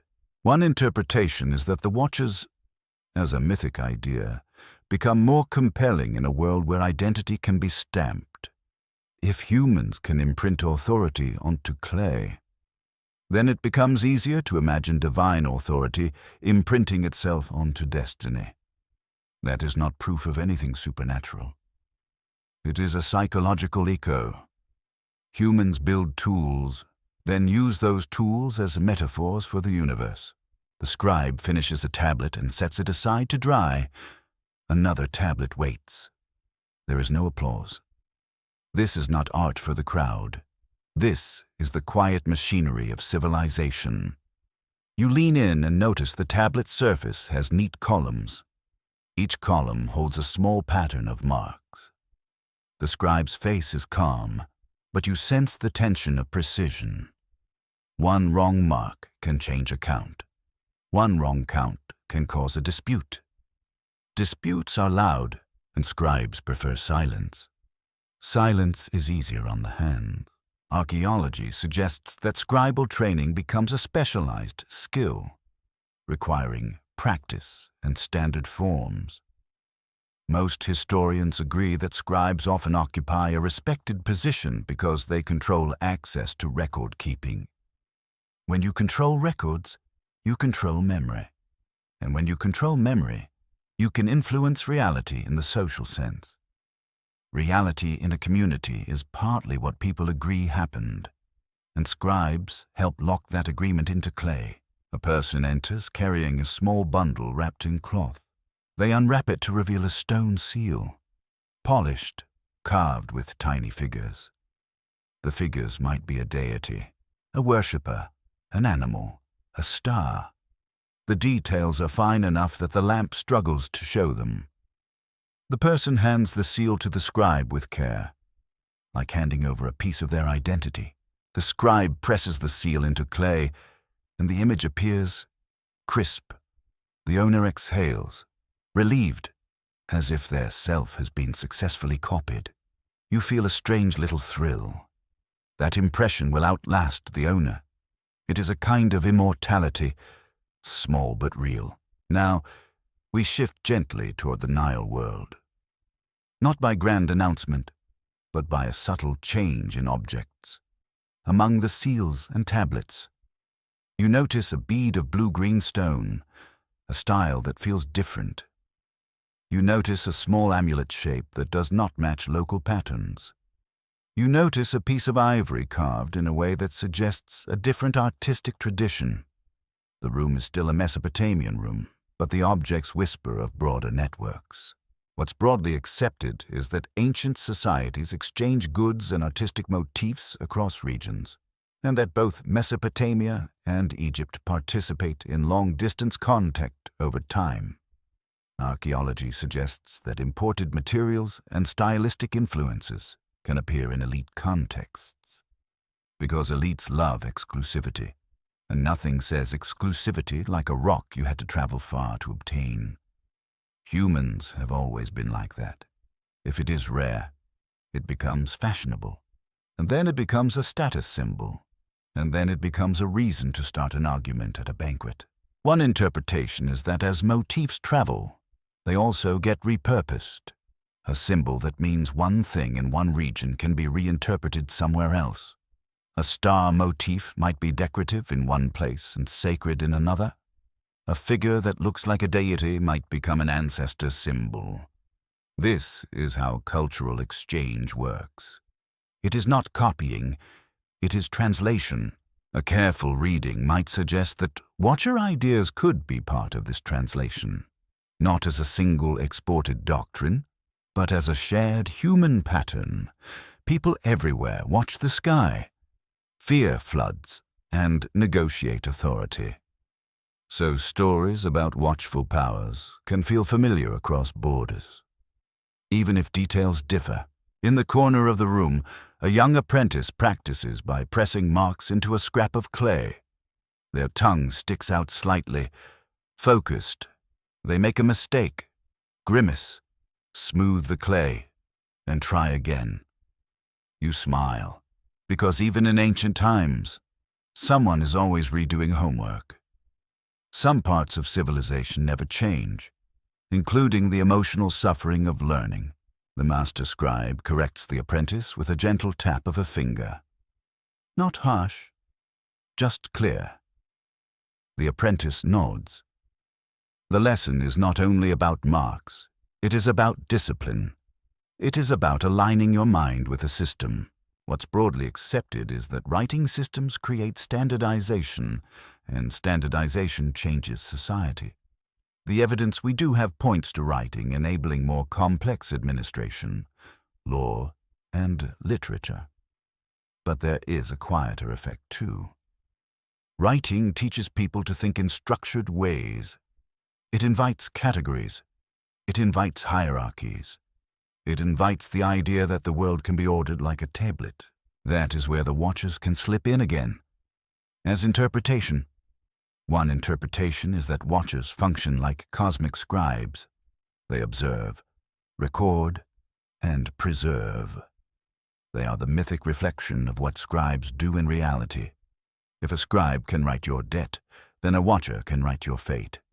This is suggestive, not conclusive. But it fits the metaphor logic of cultures that see the universe as governed by decree. Now the mystery portion arrives, framed carefully. A fringe idea proposes that some ancient records are not only human, but are influenced by an outside intelligence, as if scribes are copying a template given by watchers. This theory isn't widely accepted, but it is popular because it transforms the scribe's work into a secret transmission. If we treat it as a possibility rather than a conclusion, it becomes a cinematic mood. The lamp's flame feels like it is flickering in response to an unseen presence. The seal impression feels like a fingerprint left by something not fully human. Let me rephrase that more carefully. That's a possibility, not a certainty. To be clear, this is debated. A more cautious explanation could be that scribal systems evolve through human experimentation, institutional needs, and incremental improvements over generations. The scribe begins to read aloud what they have written, voice low and steady. It is a list. Goods delivered, labor assigned, offerings counted. Yet even a list can feel ritualistic when spoken with intention. The words create a reality. They declare what is owed and what is fulfilled. A visitor listens, then nods. The visitor carries a different seal with a different image.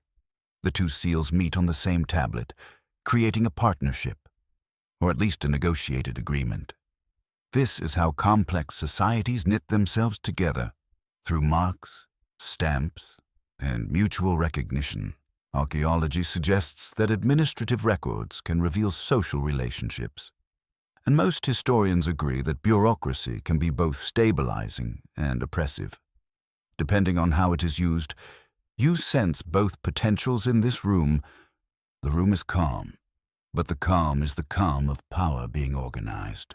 Then you notice something that changes the mood. On a shelf sits a small tablet that is not purely administrative. Its marks look denser, more varied. The scribe's eyes flick to it with a different expression, almost protective. When you look longer, you realize this tablet might be a hymn, an incantation, or a ritual text rather than a ledger. You do not demand to read it. You simply feel the difference. This is the bridge between counting barley and telling cosmic stories. This is where writing becomes not only a tool of economy, but a tool of imagination. One interpretation is that the rise of writing allows myths to become more fixed, more portable, and more authoritative. Once a story is written, it can be taught more consistently. It can be preserved. It can travel. It can also be edited, which is important, because editing is where power hides. Whoever writes the version that survives becomes the quiet ruler of memory. Historians still argue whether many surviving mythic texts reflect older oral traditions accurately, or whether they were reshaped significantly by later scribes and institutions for political and theological purposes. Outside the room, you hear a faint sound of water, perhaps a canal nearby. Inside, the lamp crackles. The scribe sets down the stylus and rubs their fingers, easing stiffness. The apprentice yawns, then tries to hide it, because apprentices across time are always pretending they are not sleepy. Honestly, you relate. Being human comes with a permanent sleep debt. A popular rumor claims that certain seals contain hidden star maps, coded messages about watchers and their routes, disguised as decorative scenes. If the evidence is thin, we'll say so. This is a modern style of interpretation, and it is not widely accepted by mainstream scholarship. Still, the rumor reflects something true about the human mind. You want patterns, you want secrets, you want the universe to have a back door you can peek through. You let the rumor sit lightly, like a feather on water. Then you return to what you can see, a seal impression, a list, a training lesson, a tablet that might be a hymn. All of it is a culture teaching itself how to remember. And now, the Nile drift appears again, not as a destination, but as a suggestion in the objects, a different bead, a different amulet shape, a visitor with a slightly different accent. The room becomes a crossroads, not a dramatic crossroads, just the quiet kind where ideas slip into pockets and travel without fanfare. What's broadly accepted is that administrative tools and symbolic motifs can spread through contact, trade, and prestige. One interpretation is that watcher-like concepts can also spread, not as a single packaged belief, but as a shared habit of imagining oversight in a world growing more complex. And what if the most powerful watcher is not a being at all, but the written mark itself? Because once a mark exists, it keeps watching long after the hand that made it has fallen asleep. You slip into a space that feels like it was built for whispers. The ceiling is low, the air is cool, and the walls smell faintly of dust and old incense. A single lamp burns with a small flame that refuses to be dramatic. It just glows, steady, like it has a job and it intends to do it. In the corner, a pile of tablets rests under cloth, protected from humidity, insects, and curious hands. A caretaker sits nearby, not guarding with a weapon, but guarding with posture. Their eyes follow you carefully, not hostile, just alert. You get the sense that what is stored here is not only valuable, it is sensitive. Not because it will explode, but because stories can change people, and people can change societies, and societies prefer to be changed on a schedule. What's broadly accepted is that temples and institutions in Mesopotamia preserve written material, and that scribes and caretakers manage texts as part of cultural and administrative life.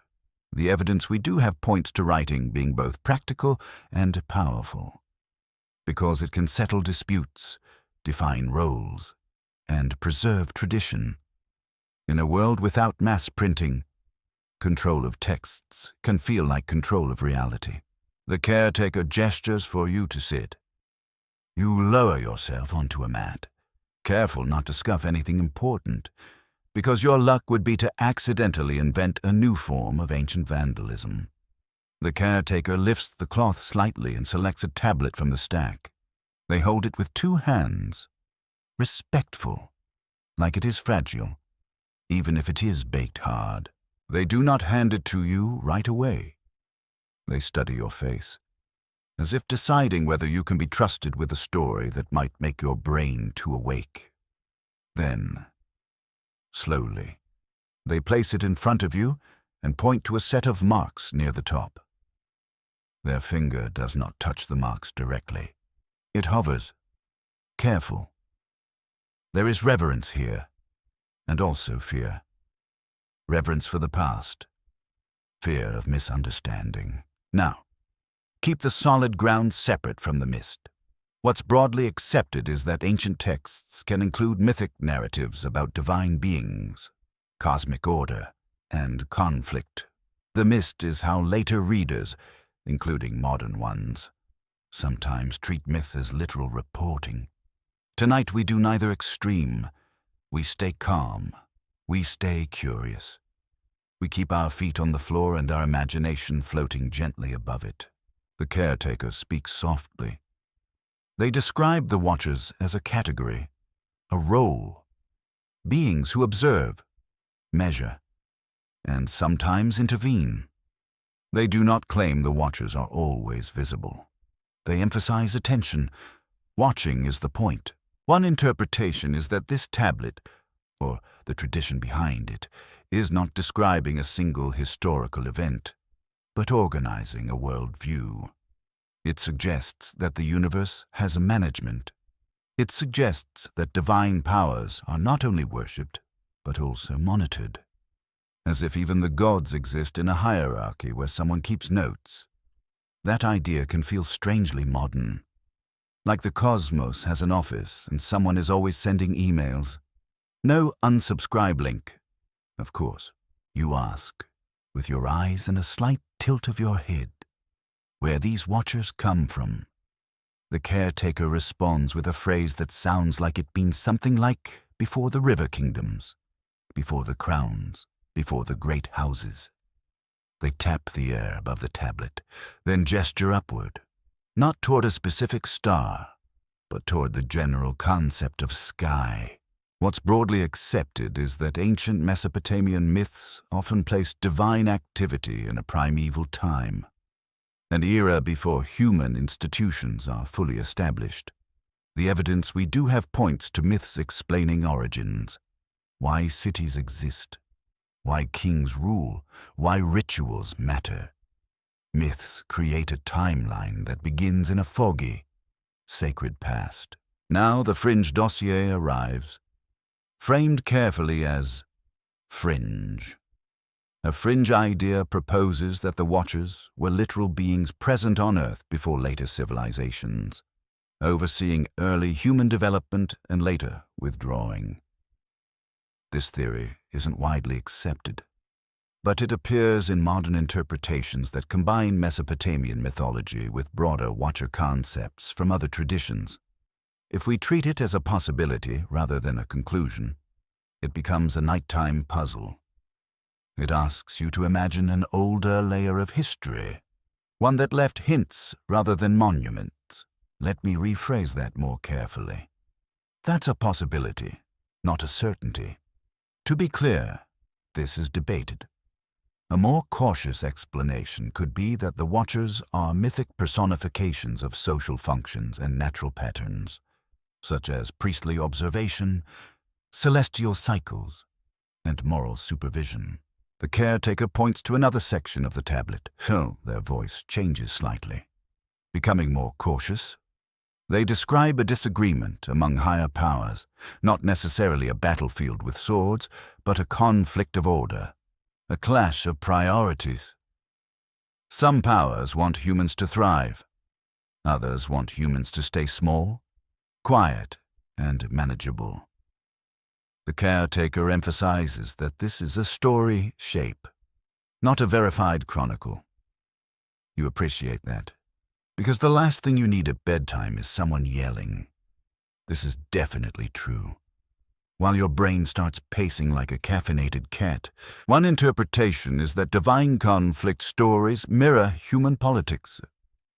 When cities compete, myths often portray gods competing. When resources are scarce, Myths portray divine tension. The evidence we do have points to myth being a reflective surface. It shows you human concerns wearing divine costumes. Still, costumes can be vivid. The caretaker mentions a phrase that sounds like a final conflict, a last quarrel, an ending that changes the world's arrangement. You feel the title's dramatic pull, but you keep your posture relaxed. You remind yourself, softly. Some parts are documented. Some are interpretation, and some are gentle imagination. Now for the cinematic what-if, clearly marked as imagination. What if a final war in a myth is not only metaphor, but also an echo of real upheaval? A time of collapse, migration, or climate stress that feels like the world is at war with itself. In that case, the Watchers could be the story's way of saying, someone noticed the pattern early, someone warned, someone recorded, and the rest of us only understood later. A popular rumor claims that the Watchers are linked to specific stars or wandering objects, and that their disputes are written into the sky as celestial events. If the evidence is thin, we'll say so. This is the kind of idea that thrives when people stare upward and want the sky to be a readable book. It is not widely accepted as a literal mechanism. Still, it is poetic, and poetry can be a soft pillow. The caretaker reaches for a small seal stone and places it beside the tablet. The stone is carved with a figure that looks like a robed person facing a symbol above. Maybe a star, maybe a winged shape. You cannot be certain, and that uncertainty is part of the charm. The caretaker says that some people believe such images represent watchers, or those who serve them. Scholars continue to debate interpretations of iconography, because an image can mean many things depending on context. What's broadly accepted is that cylinder seals often depict mythic scenes, ritual interactions, and symbols of authority.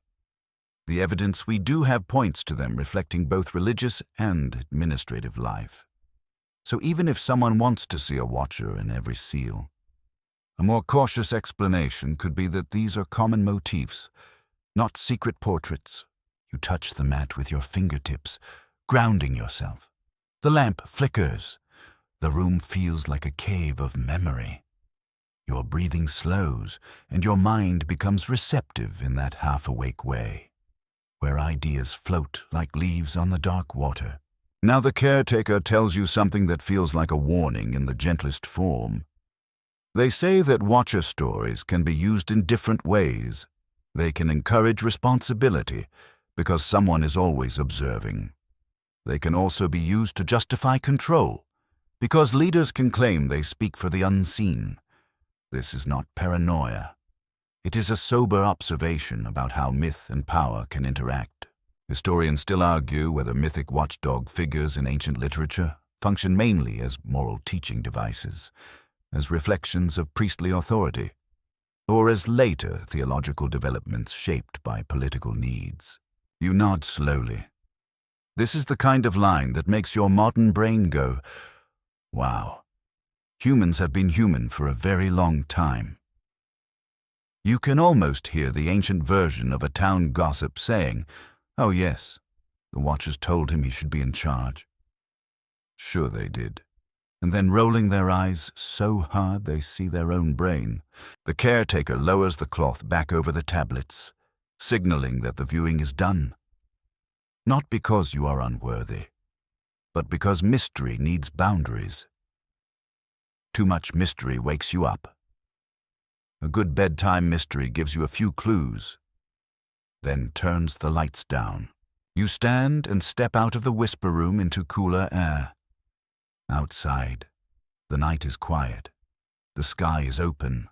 Stars hang above you like distant pins holding up the fabric of darkness. You look at them and feel the old temptation to assign them roles. Watcher, judge, witness, guide. You keep your language careful.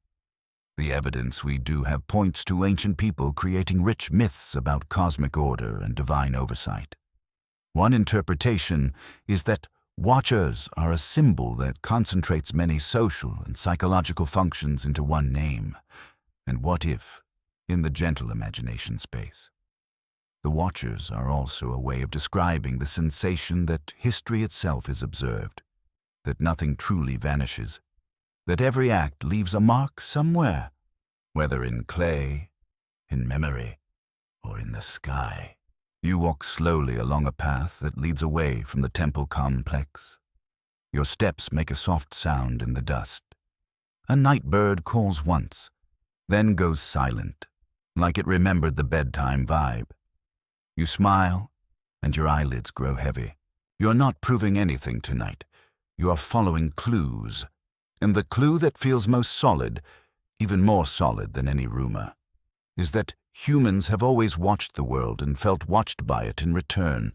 That shared feeling is older than any crown, older than any monument, and it can still settle over you like a calm blanket as you drift toward sleep. You find yourself walking in a place where the night feels especially soft, like the world has turned the volume down on purpose. The air is cool, but not cold, and it carries a faint smell of river plants and dust, mixed together like two memories sharing the same room. Somewhere, water moves with a steady hush, and somewhere else, a small flame crackles behind a wall, giving off that comforting scent of smoke and cooked grain. You follow a narrow path that leads to a quiet rise overlooking a wide stretch of land. From here you can see how everything fits together without needing to name it. Water, fields, houses, darker stretches of open ground, and above all, the sky, wide and calm, full of stars that do not seem in a hurry to do anything except exist. What's broadly accepted is that myths and memories braid together over long stretches of time, and that ancient stories often carry both cultural truth and imaginative symbolism. The evidence we do have points to humans using narrative to explain origins, reinforce values, and soothe uncertainty in a world that can feel unpredictable. You can feel that purpose tonight. You can feel how a story about watchers would survive, because it gives shape to the feeling that life is observed, that choices matter, and that patterns exist even when you cannot see them clearly. You sit on the ground, letting the earth support you. The soil here is firm, and it holds warmth from the day. Your shoulders loosen, your hands rest on your knees. You notice your breath and let it slow down. A faint breeze passes, and the reeds below rustle softly, like 1,000 tiny pages turning at once. Now you let the truth ladder settle into your mind the way a blanket settles over your legs, naturally, without fuss. Some parts are documented. Most historians agree that Sumerian and Egyptian civilizations developed through complex local processes, shaped by environment, agriculture, trade, and social organization. Archaeology suggests that writing, administration, and ritual become powerful tools that help early states stabilize and expand. The evidence we do have points to human communities building systems that outlast individuals, which is both impressive and slightly exhausting, because it means paperwork is basically ancient and eternal. Some parts are interpretation. One interpretation is that watchers are a mythic symbol for many things at once: priestly observation of the sky, institutional supervision of resources, moral accountability, and the human need to feel that order exists beyond personal strength. A careful reading might suggest that the watchers are not a single fixed category, but a flexible idea that shifts depending on the storyteller and the audience. In one telling, a watcher might sound like a star. In another, it might sound like a guardian. In another, it might sound like the quiet pressure of being responsible. Some parts are gentle imagination. What if the watchers are also a mood you can step into, a way of seeing the night as alive with attention, not proof, not certainty, just a calm cinematic lens. What if the sky is not only above you, but also with you? Like a silent companion that never interrupts and never asks you to explain yourself. You look at the stars and notice how your mind naturally tries to connect them. It is almost automatic. Your brain wants to make a picture, a story, a face. That habit is ancient. It is part of how humans tame the unknown. Not by conquering it, but by narrating it. A popular rumor claims that hidden in ancient accounts is a coded message about beings who supervised humanity and then withdrew, leaving only hints in myth and ritual. If the evidence is thin, we'll say so. This is not widely accepted as literal history. Still, rumors like this persist because they offer a simple explanation for complexity. And humans adore simple explanations. Even when life is clearly not cooperating with the concept of simple, a fringe idea proposes that the Watchers were real entities, not metaphors, present before the great kingdoms, and that stories of divine conflict preserve a memory of a genuine cosmic struggle. This theory isn't widely accepted, and it runs ahead of the solid evidence. If we treat it as a possibility rather than a conclusion, it becomes a bedtime shadow that adds depth to the night without demanding you believe it. It becomes the kind of mystery you can hold lightly, like a smooth stone in your palm. Let me rephrase that more carefully. That's a possibility, not a certainty. To be clear, this is debated. A more cautious explanation could be that divine conflict stories are literary and symbolic, reflecting human politics, environmental stress, and the emotional reality of change rather than documenting a literal war in the sky. Historians still argue whether Watchers in ancient traditions refer mainly to priestly observers, celestial bodies, moral metaphors, or a mixture that evolves across time and communities. You let that sentence settle. It is not a problem to solve. It is a gentle reminder that history is not always a clean line. Sometimes it is a braided rope. Sometimes it is a river with many branches. Sometimes it is a night sky, full of points of light that look simple until you try to measure the distances. A night insect sings, steady, like it has been given one note, and it intends to do it perfectly. You appreciate that dedication. It is the kind of dedication you wish you had for folding laundry. You close your eyes for a moment and imagine the Watchers as witnesses, not judges. Witnesses are calmer. A witness sees and remembers, but does not necessarily punish. That shift feels important for sleep. If you imagine the universe watching you with anger, your nervous system stays alert. If you imagine the universe watching you with quiet awareness, your body relaxes. What's broadly accepted is that ancient people often live with a strong sense of the sacred woven into daily life. The evidence we do have points to rituals that mark seasons, establish social bonds, and create meaning around uncertainty. One interpretation is that Watcher stories help people behave with care when nobody else is looking. Because in the story, somebody is always looking. That can be used for good, encouraging fairness and responsibility. It can also be used for control, which is why thoughtful caution matters when we interpret old myths. You open your eyes again. The stars are the same, and yet you feel softer inside, as if the simple act of looking has smoothed some sharp edges. You feel the calm truth of the night. You're here, breathing, and the world is not asking you to fix it all right now. Now the pacing slows, and the wind down begins. You stop trying to categorize everything and allow yourself to simply be in it. Your body feels heavy in a pleasant way. Your jaw unclenches, your shoulders sink. The muscles in your back loosen, one by one, like knots being untied. The steady sound of distant water becomes a lullaby. And if you have a fan on in your room, it blends perfectly with that imagined river hush, until the two sounds become one soft blanket of noise.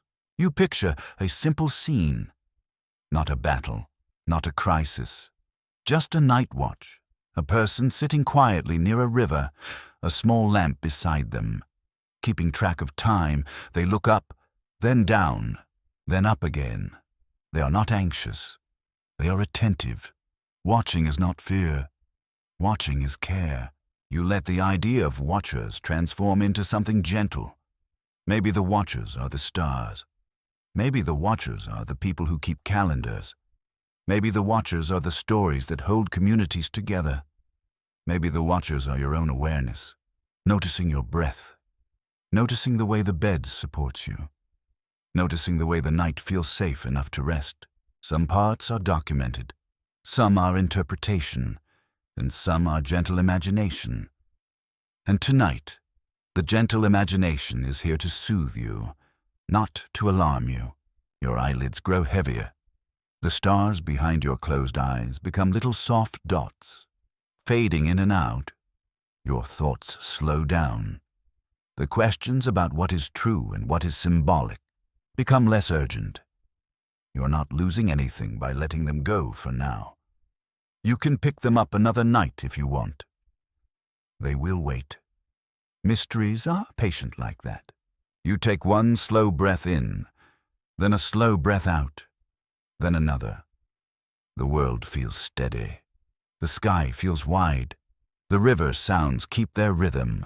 And as you drift, you allow yourself one last quiet what if, the kind that is more comfort than speculation.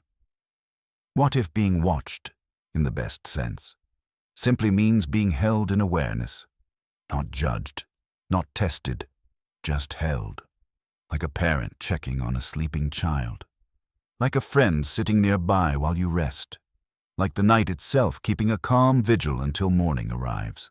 Your thoughts become softer, longer, slower. The words in your mind blur into feeling. The feeling becomes warmth. The warmth becomes quiet. You do not need to solve the watchers. You only need to rest under the same sky that inspired them. End of script. Sweet dreams.